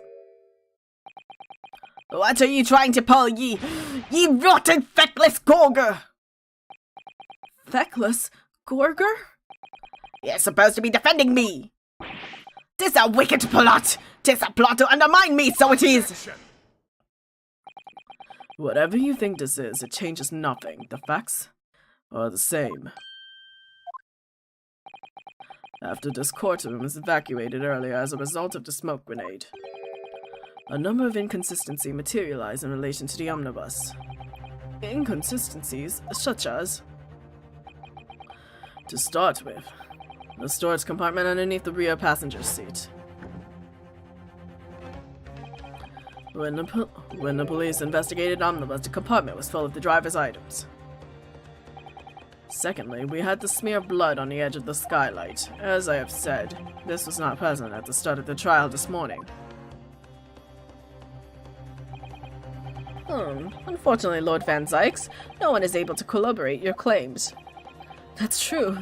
When the omnibus was first wheeled out, both the storage compartment and the skylights were shut. Accordingly, I'm afraid to say we cannot establish with any certainty if this evidence is a result of tampering or not. Indeed, my lord, no doubt there was not a single person who saw fit to verify such things. What do you think? Sorry? About the omnibus. Is there anything else unusual about the omnibus?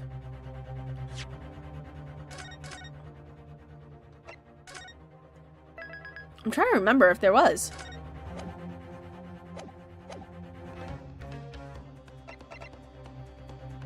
The blood stain, too. I have an inkling. My lord. Yes, counsel? There is one further inconsistency. Mark Shirley could not have been present at the start of the trial. What? What in the devil's name are you gonna say now? If you dare betray me, you little maggot, you better start watching your back. Objection. Silence, McGilded. The court awaits defense clarification. This trial keeps swinging one way and then the other. I have no idea what's truth and what's deception. What am I supposed to believe here? I shall have to ask you to elaborate, counsel. Where exactly is this alleged mark you claim to appear at some point during the trial? A fucking bloodstain. Got it. If we considered the victim fell through the skylight onto the floor of the cabin, you would certainly expect to find signs of blood where he landed. But as far as I recall, this bloodstain on the cabin floor was not there when the omnibus was first brought into the courtroom. Good lord! Yes, I do believe you're correct, counsel. Well said. Although as advocate for the defense, one might say that was a very careless slip of the tongue.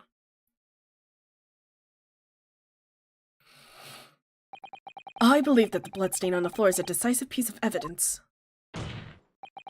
But if the question is whether the evidence is genuine or whether it was unlawfully fabricated by someone, I feel compelled to admit that there is at least a possibility that the evidence is fake! Because one truth prevails.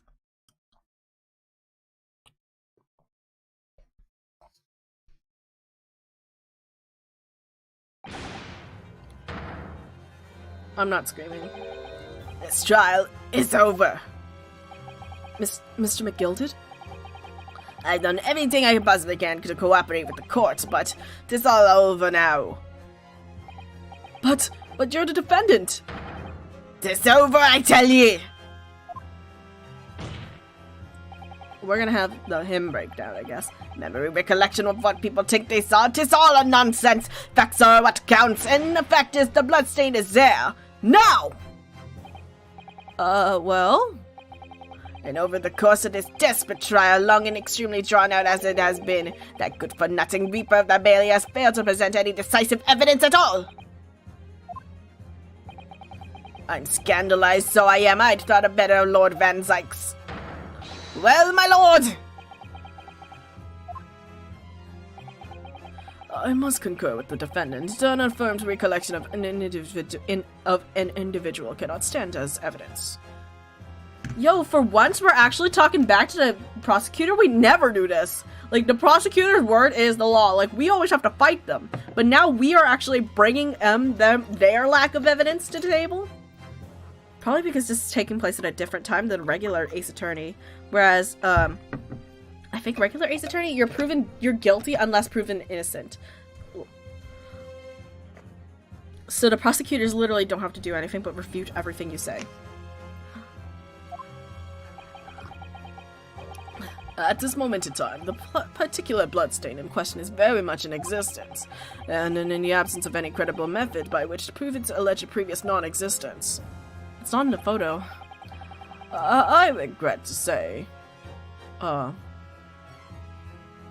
do you mean there's no audio in my stream? No, there's not audio. My thing's just weird. Huh. I regret to say that it would be improper for the trial to continue. Your lordship can't be serious. Lord Van Zykes, what is your position? The prosecution, my lord, has no further witnesses or evidence to present. Very well. In that case, as I believe we have explored every possible avenue on this matter, I shall proceed to my adjudication. As a formality, I am of course obliged to confer with the defense first. What formality? As things stands at the moment, it would seem that Mr. McGilded would be found not guilty. Yes. Which would mean we've won. Is that really the right outcome here? Is this really alright for the trial to come to an end now with all these unexplained inconsistencies? Counsel for the defense, your closing statement, please. I'm probably gonna do something really dramatic and be like, I think he is wrong.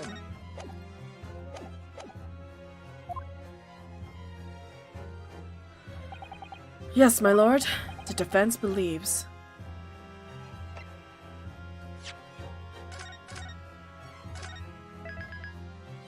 He could be guilty. My name is Yuuzai for a reason, and it's said that everyone could be guilty. I am here in this courtroom today to advocate for the defense of my client, Mr. McGilded. However, at this moment in time, I cannot in all good conscience attest it fully to the defendant's innocence. What are you saying, man? Without any question, there is no conclusive evidence to prove that the defendant is guilty. However, there is also no conclusive evidence to prove that he is innocent. Good gracious me!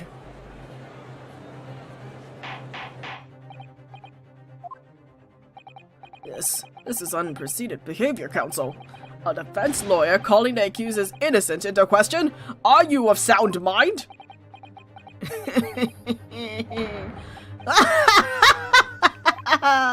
Oh, 'twas a grand decision to appoint you as me lawyer, so it was a grand decision. What? I must say, I didn't expect such quite an exciting spectacle at the end there, but still, here, have this for your troubles. Oh, your job here is done, fella, and some fine work you've done, so ye have. What do you mean?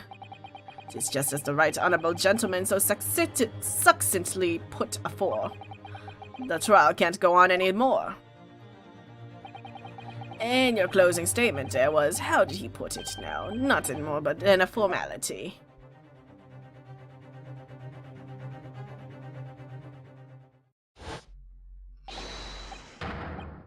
Evil laughter. I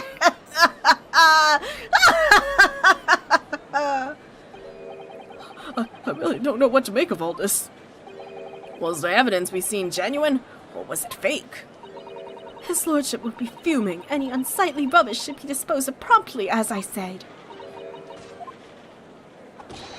The stinking rich are always guilty of something, you... mark my words! I feel terribly ashamed that I ever doubted that lovely man who gave us that lovely park. Now that the proceedings have unfolded in this way, I am compelled to declare a premature end to this trial. Furthermore, the court must accept the defendant's plea.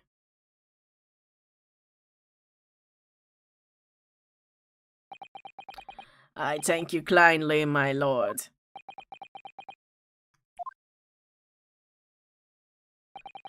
I hereby pronounce the verdict of this court.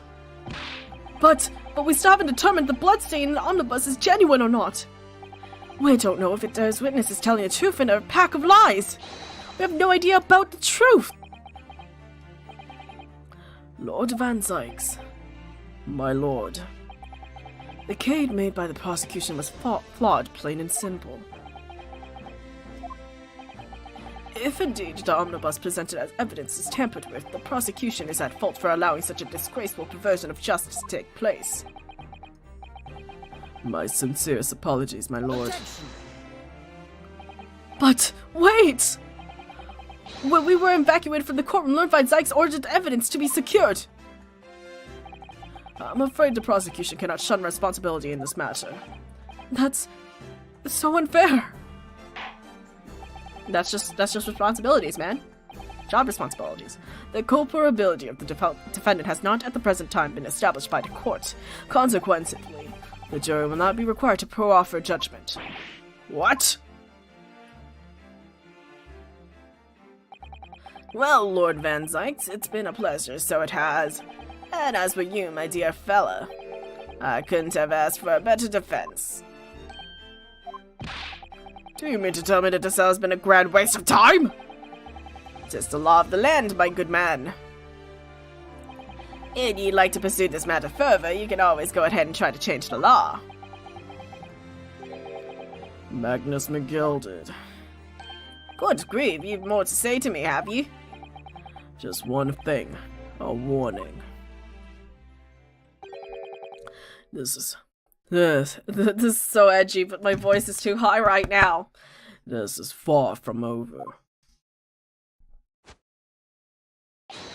Well, Sundays to be looking forward to then. I hereby pronounce the defendant, Mr. Magnus McGilded, not guilty.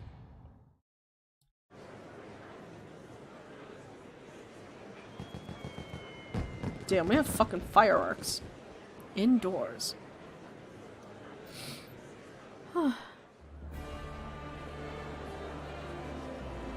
This only raises more questions. I can't believe it. This is an outrage. They should have examined evidence more. What are you talking about? The man's been cleared. He's innocent. This has been a turnabout, certainly. With the courtroom in pandemonium for the second time that day, the judge delivered his verdict, and my first ever trial in Great Britain came to an abrupt end. With the defendants being found not guilty, ostensibly a victory for us. Wow, this game is really pulling out things. Like, I was really expecting the same formula for every game. You gotta figure out the mystery, and our client is always not guilty, and things like that. But they really changed things up for this one. Probably because of this being like the 1800s. The laws are a little different, and they're gonna use that as such.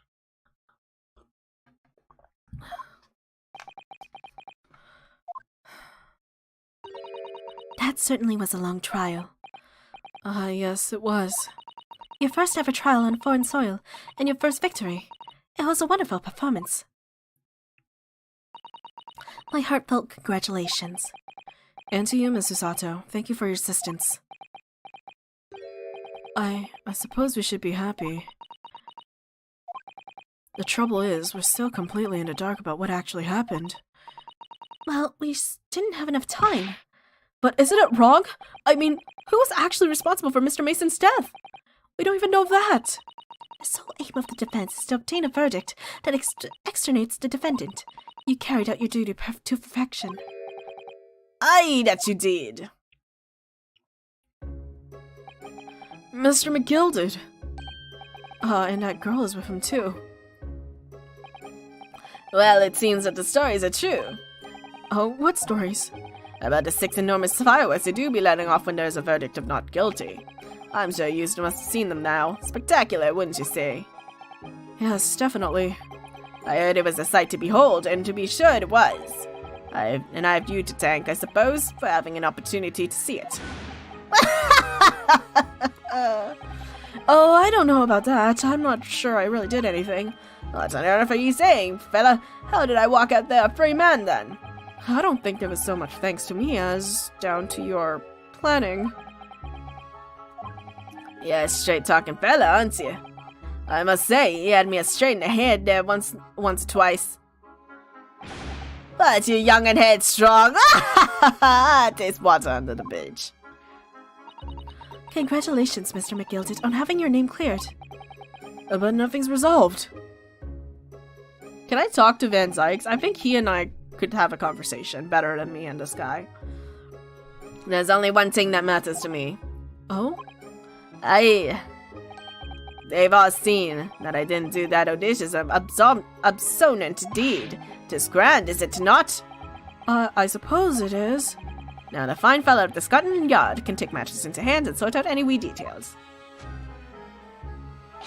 They'll see for what it is. They'll get the truth.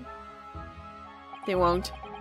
I have absolute faith in them, so I have. After all, I do be providing a good number of their wages without the taxes I'd be paying. That's not that funny. So then, as we agreed aforehand, 1,000 guineas for your troubles, fella. Oh, no, I couldn't possibly accept that much. I'll be whiz, you're humble people, are ye, you from the east? Well, if you insist. But have this, still and all. You deserve a reward. Mr. Magnus McGilded. Everything is ready, sir, if you'd like to follow me into the courtroom. Into the courtroom? Well, that's this, officer.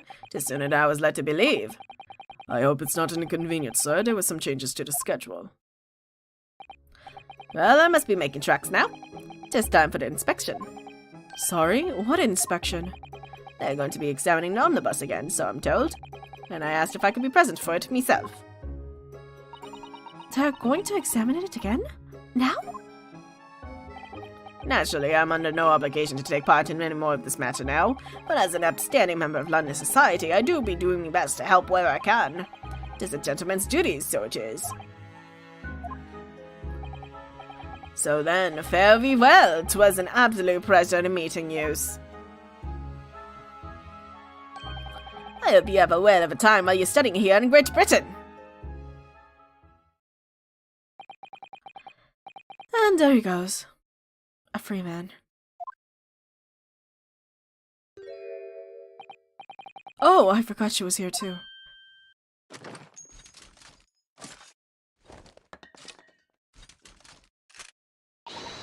Don't move! Well, as I was to say, get a move on. She really does take forever to load that thing. Miss Lestrade, would you mind putting that thing down? You're a grown-up. Sorry? And I hate all grown-ups. Oh, there you are! Oh, Iris! Naughty, naughty, running off like that. Is this some kind of picnic? Who's this little girl now? And I'm talking that with you as well. Taking that with you, sir. I was looking forward to the trial run of my experimental smoke grenade launcher. Huh! Oh, do you want to play? You won't beat me. Ugh. Excuse me, but Who are you? Oh, good day to you. I'm, well, the inventor, I suppose, of that machine. The inventor? Well, Norma's snow day needs are so dull, don't you agree? White, white, and more white. If you had to be shrouded in smoke, it could at least be a pretty color, I thought to myself. Do we have to be shrouded in smoke, though? At all?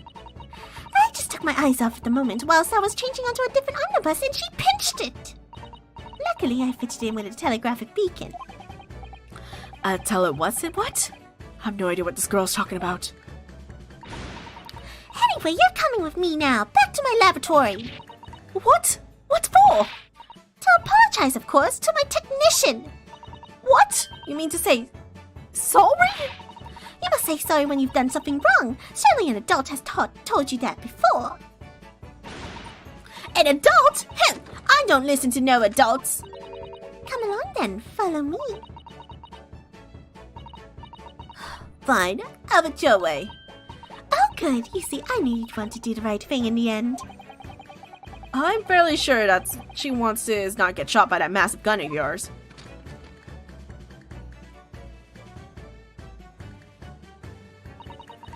I'll be leaving now then. Bye-bye. We never got to really meet Iris. I'm so sorry for all the fuss. She was a lively one. Well, do you think perhaps we ought to be on our way now too? Yes, you're right, but... where to? Oh, We haven't had time to find a place to stay. No sooner we had arrived in London than we had to rush here. All our traveling cases are still with the bailiff. I was originally planning to spend today in search of lodgings. But at this late hour of the day, I'm afraid we may be out of luck. Don't worry though, I have a plan. If the worst comes to worst, I've heard of a lovely park where we could spend the night. Please tell me you're not thinking of a gilded park. I know it may be a little chilly at the time of year, but our youthfulness will see us through. I'm not so sure about that. I think a midwinter London night will freeze a young person solid just as easily as an elderly one. Oh dear, that doesn't sound agreeable. Now I'm starting to regret turning Mr. Gilded down.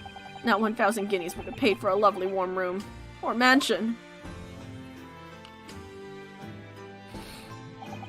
And so, the trial to determine my worthiness or to study tour was over by the end of our first day in London. However, as we were soon to learn, there were more trying times ahead. Just as the Reaper of the Bailey had warned, the case was far from over.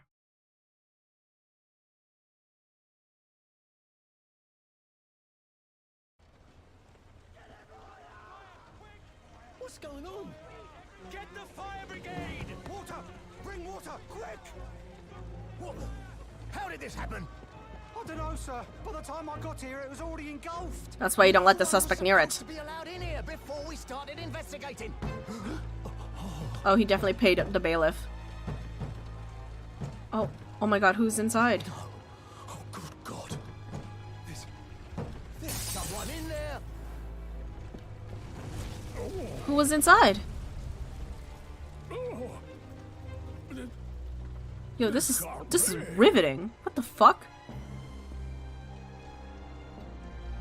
They always gotta have that those grizzled line art on him. Who fucking died in there?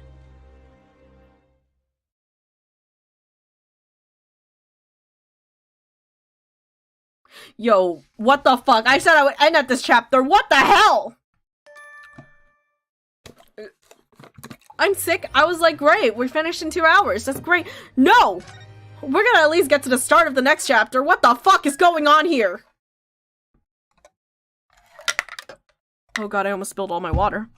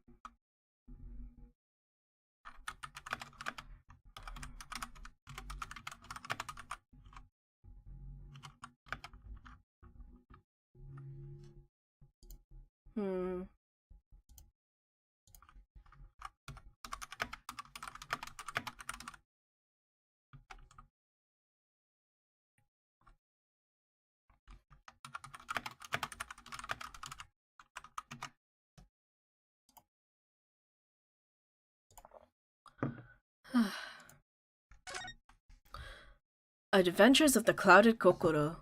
Huh. Is that even going to be related to that flaming thing? It's going to be it seems like it's not going to be a court adventure. It's an investigation. Whoo! So maybe we just have investigation stories and then trial stories. Maybe. For now, I'm going to pee, and then we're going to go through the beginning of this, but then after that, I'm probably going to stop Ace Attorney streams, because these do take too much out of me.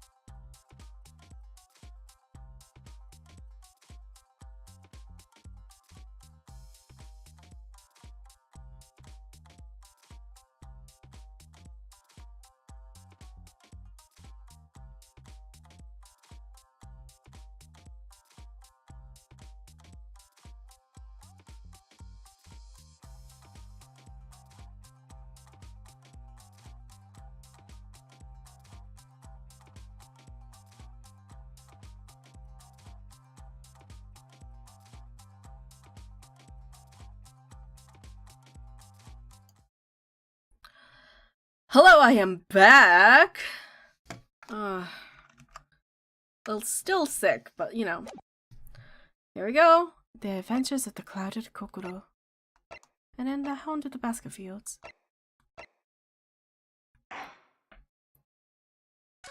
We're almost at the end of game 1. Can you believe? And this is looking real funky. I'm guessing we're actually meeting Iris here. I begin to think, Wilson, said Sholmes, turning his head languidly in my direction. It's a That Sholmes there is story. more to this case than that which we have observed. Indeed, that there may be another part to this story that we are yet to discover.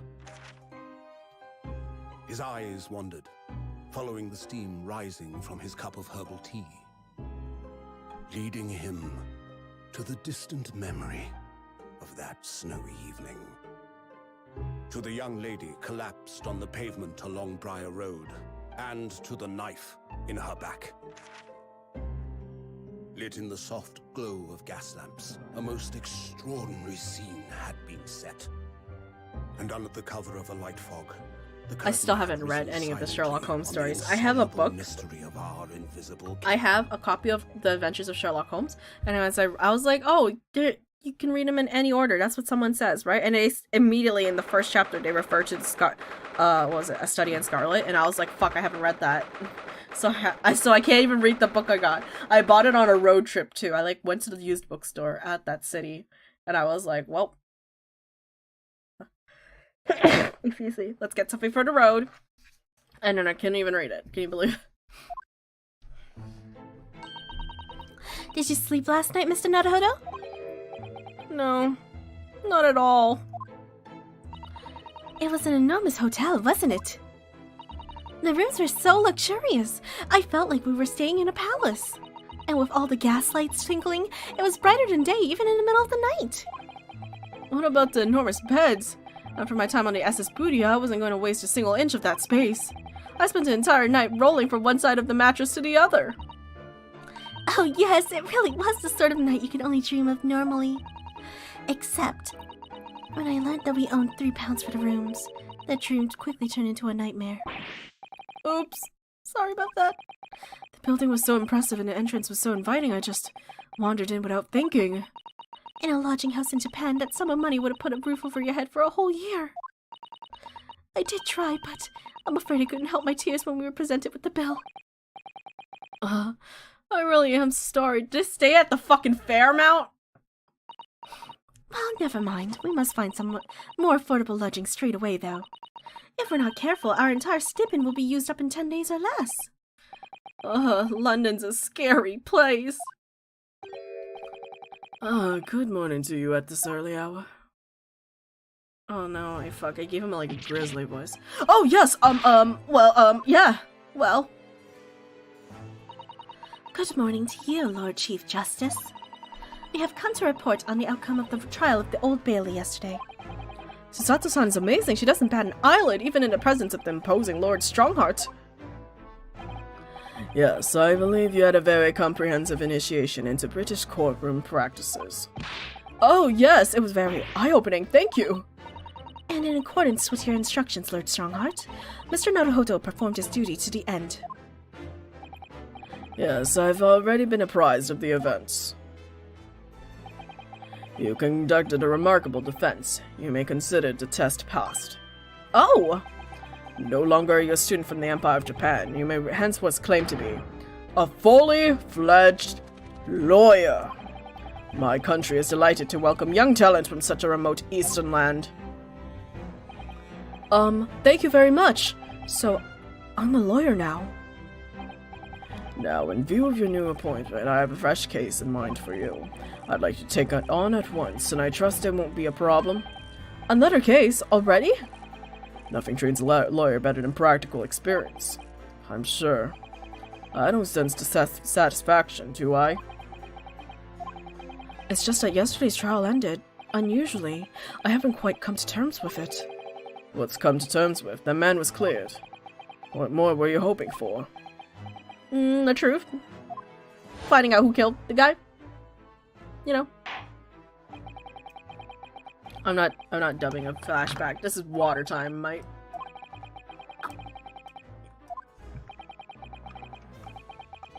What's literally the point of a jury here?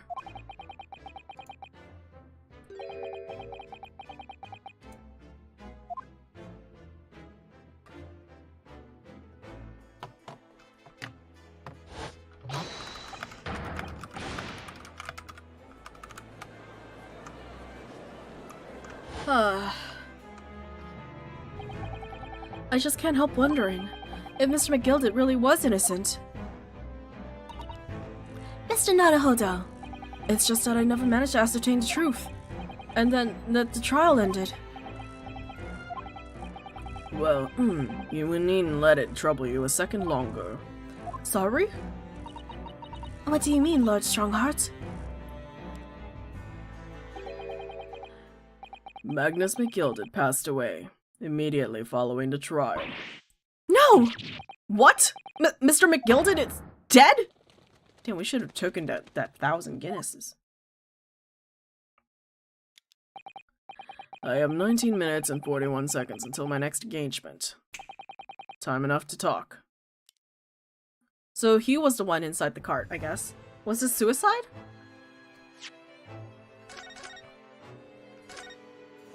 What is happening here?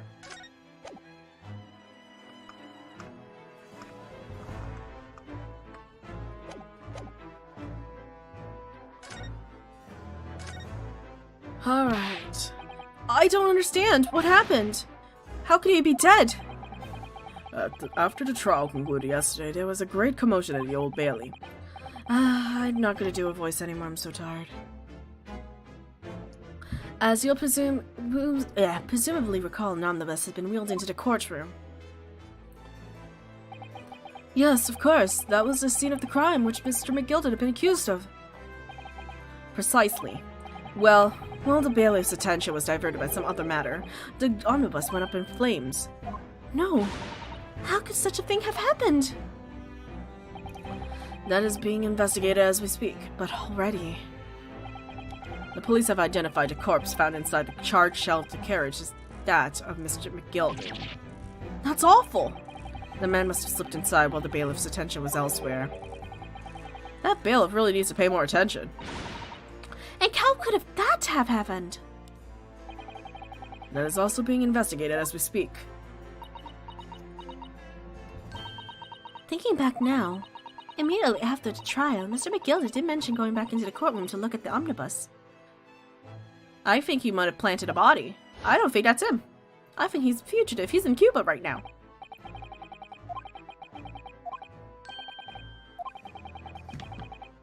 He really wanted to see the omnibus, right? An inspection of the omnibus? Not to my knowledge, I don't believe Scotland Yard has any intention of re-examining the carriage. But then who was Mr. McGilded talking about? Never mind that now. The Yard is making thorough investigation. This matter is no longer any concern of yours. Leave it to the police. Poor Mr. McGilded. British court is whack. So how did you find your first case in a country's Supreme Court? Oh, well, I don't know. I mean, it was... Wow! Mr. Naruhodo means the whole experience was steeped in the solemnity of Great Britain's long history. It's really a world apart from our own judicial system in Japan, which is only a few short decades old. Wow, Susato-san has such a way with words.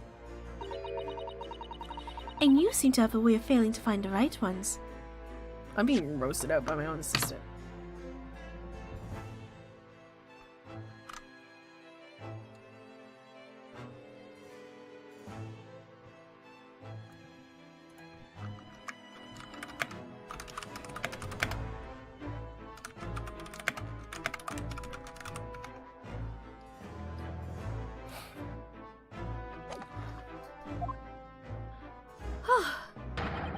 The judicial system is the most advanced in the world. Learn all you can. The most advanced in the world, is it? It was fortunate that your very first trial was a simple affair. Simple? That was simple? As I believe I mentioned yesterday morning, it was a trial you couldn't lose. I don't mean to be contrary, Lord Strongheart, but the case was anything but simple. The circumstances of the case were so incriminating, I was stunned when I first heard them. In fact, I'm still finding it hard to believe that we managed to get a favorable verdict. Is something funny? No, my apologies. However, the fact is that you did receive the not guilty verdict you set out to achieve. And that can only be attributed to exceptional talent. Wouldn't you agree? Well, I don't know about that.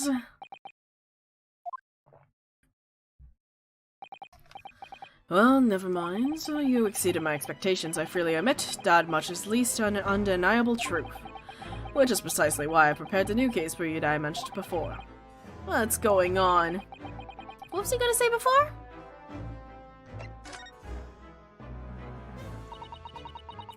Could you perhaps give us some more details about the new case you mentioned? Don't tell me it's a murder, and the trial starts in 10 minutes. Don't worry, it's nothing so alarming or quite as urgent as your last assignment. In fact, this case is completely different. Oh, I see. Did he just read my mind? That is to say, no one has died as yet. And the trial will not be today. There's plenty of time to research the case thoroughly. 23 hours, 43 minutes. And 19 seconds to be precise. So the trial's tomorrow, then. Is everything alright? Oh, yes, I'm just a little confused, that's all. Yesterday's trial was... well, it left me wondering if I'm really cut out for being a lawyer. Oh, Mr. Naruhodo. I don't know if I could face standing in that courtroom again after Mr. Gilded's trial.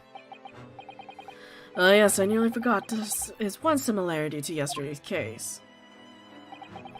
Once again, there is currently no one to advocate for the defense. Oh! If the situation remains unchanged, the trial will start tomorrow with a defendant unrepresented. And if that happens, I need not remind you of the inevitable outcome. The most terrible end awaits the defendant. Yes, that's right. Here we go again.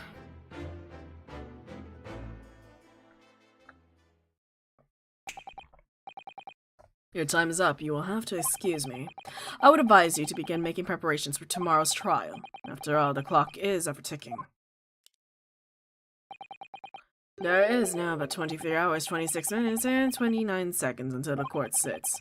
Last time you mentioned the 23 hours, he said there was plenty of time. And one more thing, Mr. Naruhodo. There is something I should like to ask you. Oh, what's that?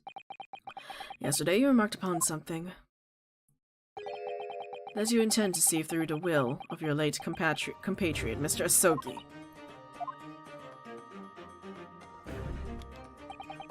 I would be interested to hear what exactly you mean by that. Inside 34 seconds. Oh, well, Kazuma always used to say, you see that he wanted to learn the greatest justice system in the world worked so he could change errors in Japan. Now that he's gone, I'd like to work towards that myself. And there's another thing. Oh! Another thing? Continue. On the way here on the steamship, he said something to me. There's something very important I have to do. Something very important. And what exactly would that be? He never had a chance to tell me. I suppose he would have done if he ever made it to Great Britain. You're out of time. Well, thank you for that enlightening discussion. Mr. Naruhodo, what's all this about? Mr. Asogi never mentioned anything of the sort to me. I urge you both to focus your attentions on the matter at hand. I've taken the liberty of summoning the police inspector in charge of the case. He'll be able to apprise you of the details. How long has he been there? So I wish you the best of luck, and bid you farewell.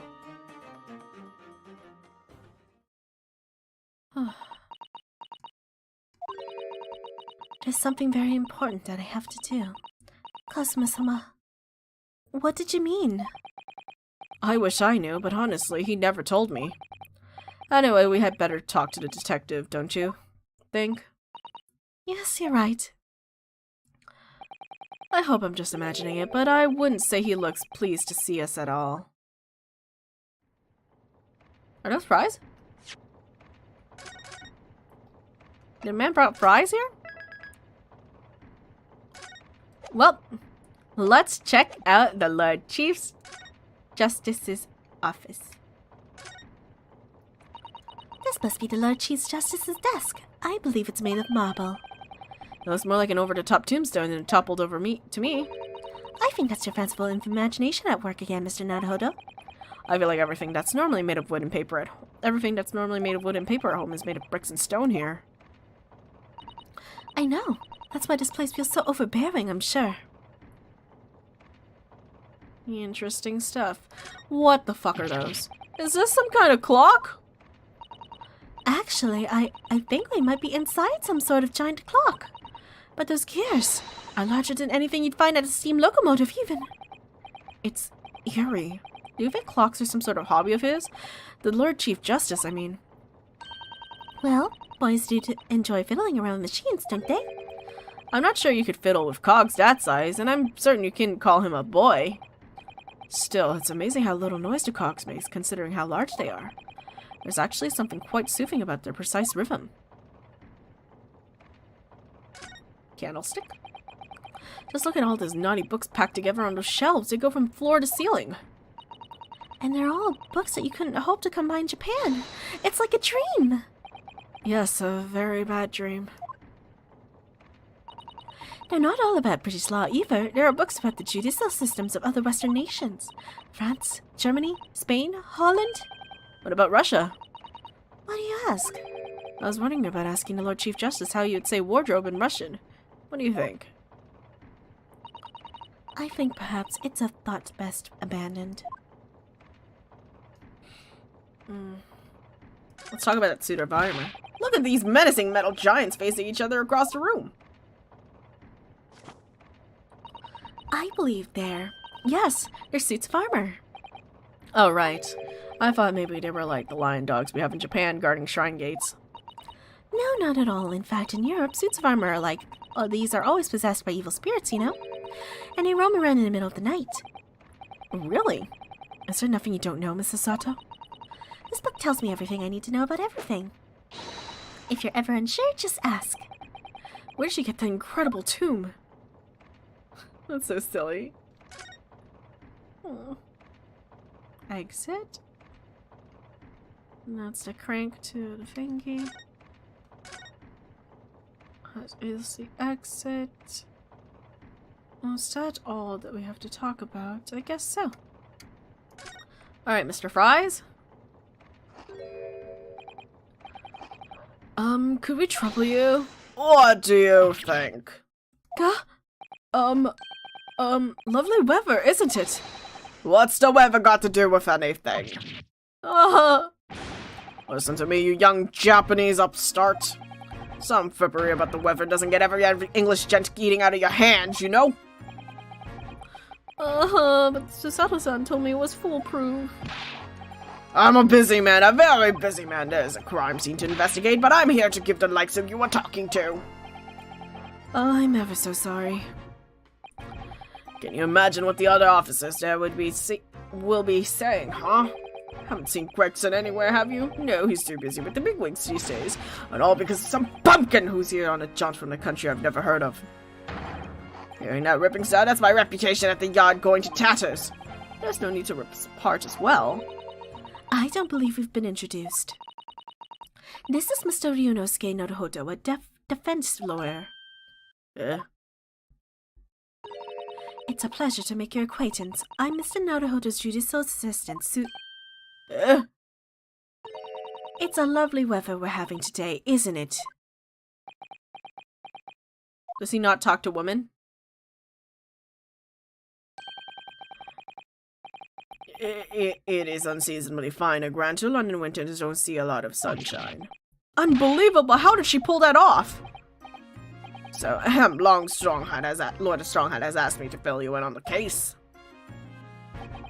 The name's Tobias Gregson, Inspector Gregson to you. I'm from the Scotland Yard. Gregson? Inspector Gregson? What's the matter with Susato-san? Does this detective name mean something to her?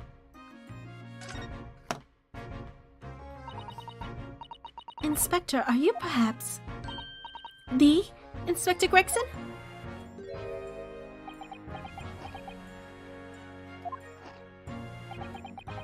You're acting like you know this man, Mr. Sato, but he's a London detective.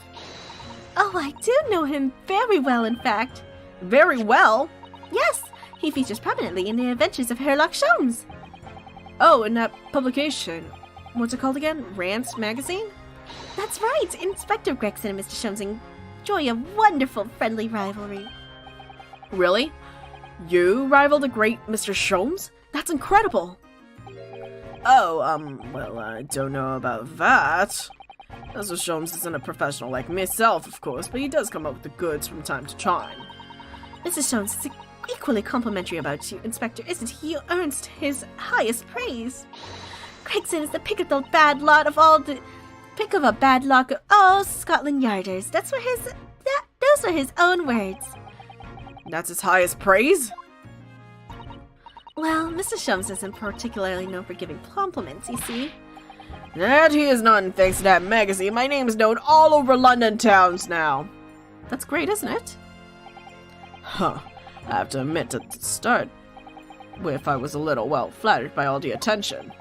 Everyone wanted to shake my hand, and my reputation at the yard went through the roof. Well, that's wonderful. No, it is not. There's nothing more sinister than that man on the street. People are always looking at me now. They're whispering rumors about me under their breath, I'm sure. Rumors? Are you quite sure?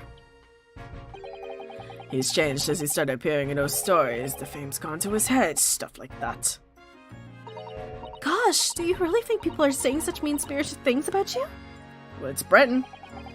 Like I said, they whisper, so I can't catch exactly what they're saying, but I know what folks are like. I'm sure that's what they're saying, as sure as eggs is eggs. I get the feeling this detective could be very hard work. Oh dear, perhaps the sudden rise to fame does change people.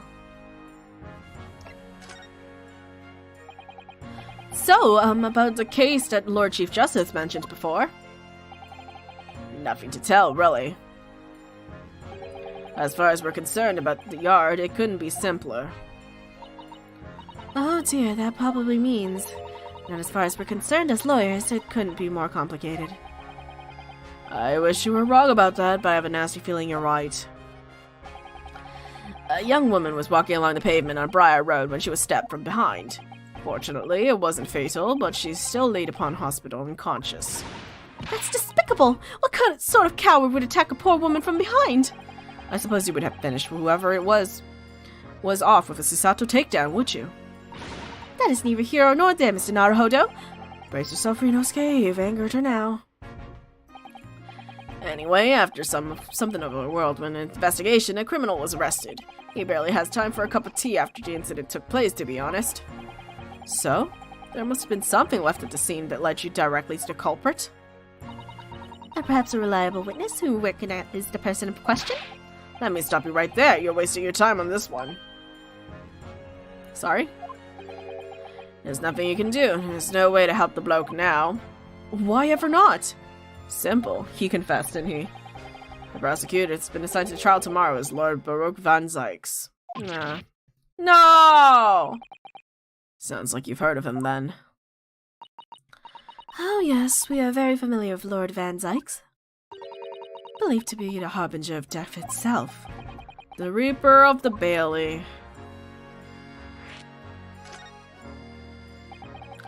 Lord Baruch Van Zykes, who we faced in court only yesterday. Mr. McGill told us about him before the trial, didn't he?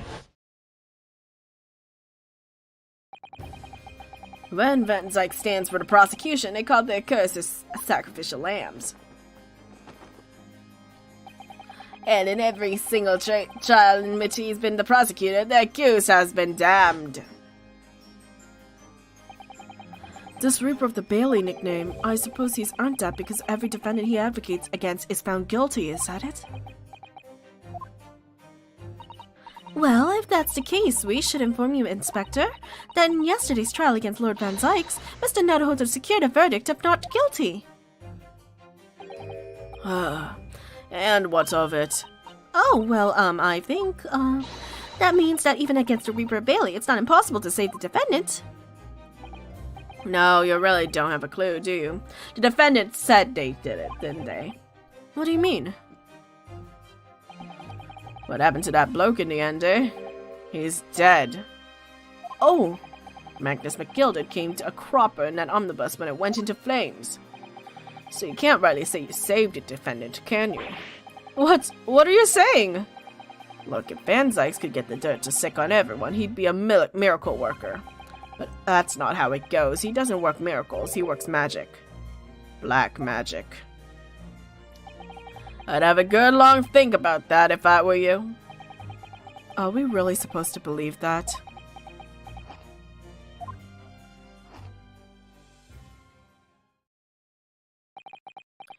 Right, well, I filled you in as requested. I'm very nearly out of chips. So I'll be heading out back to the crime scene now. We're still carrying a few investigations there. It was Briar Road, you said, didn't you, where the incident took place? That's correct, ma'am. And if you head over to the holding cells, you can meet the criminal himself. You've branded him a criminal already. He's as good as shaking like a leaf in his cell, he is. I'll give you a good chuckle if nothing else. He's an inmate 53. Speak to the jailer if he shows you the way. Inmate 53. Thank you. Crime scene or inmate 53? So there's no helping anyone against the Reaper of the Bailey, they say. Is something troubling you, Mr. Naruhodo? To tell the truth, when I recalled the trial yesterday, I can't stop myself from shaking. The idea of facing the Reaper in court again is... Well, if you think of it too much for you, there's no shame in toning the case down. That takes courage, too. But if the man they arrested is innocent... You could well imagine he'd be shaking like a leaf in his cell. And I, for one, wouldn't find a sight of that funny. So... If I'm honest, I'm still reeling from the shock of yesterday's events myself, and I'm really not sure if I'll be able to help this man, whoever he is, but I'd like to try. So I think I'm going to make some inquiries. Will you help? Did you really think you had to ask? After all, I am your judicial assistant. Thank you. So then, shall we? Yes, let's go. And with that, I will conclude my series of Ace Attorney. I'll be playing the rest on my own.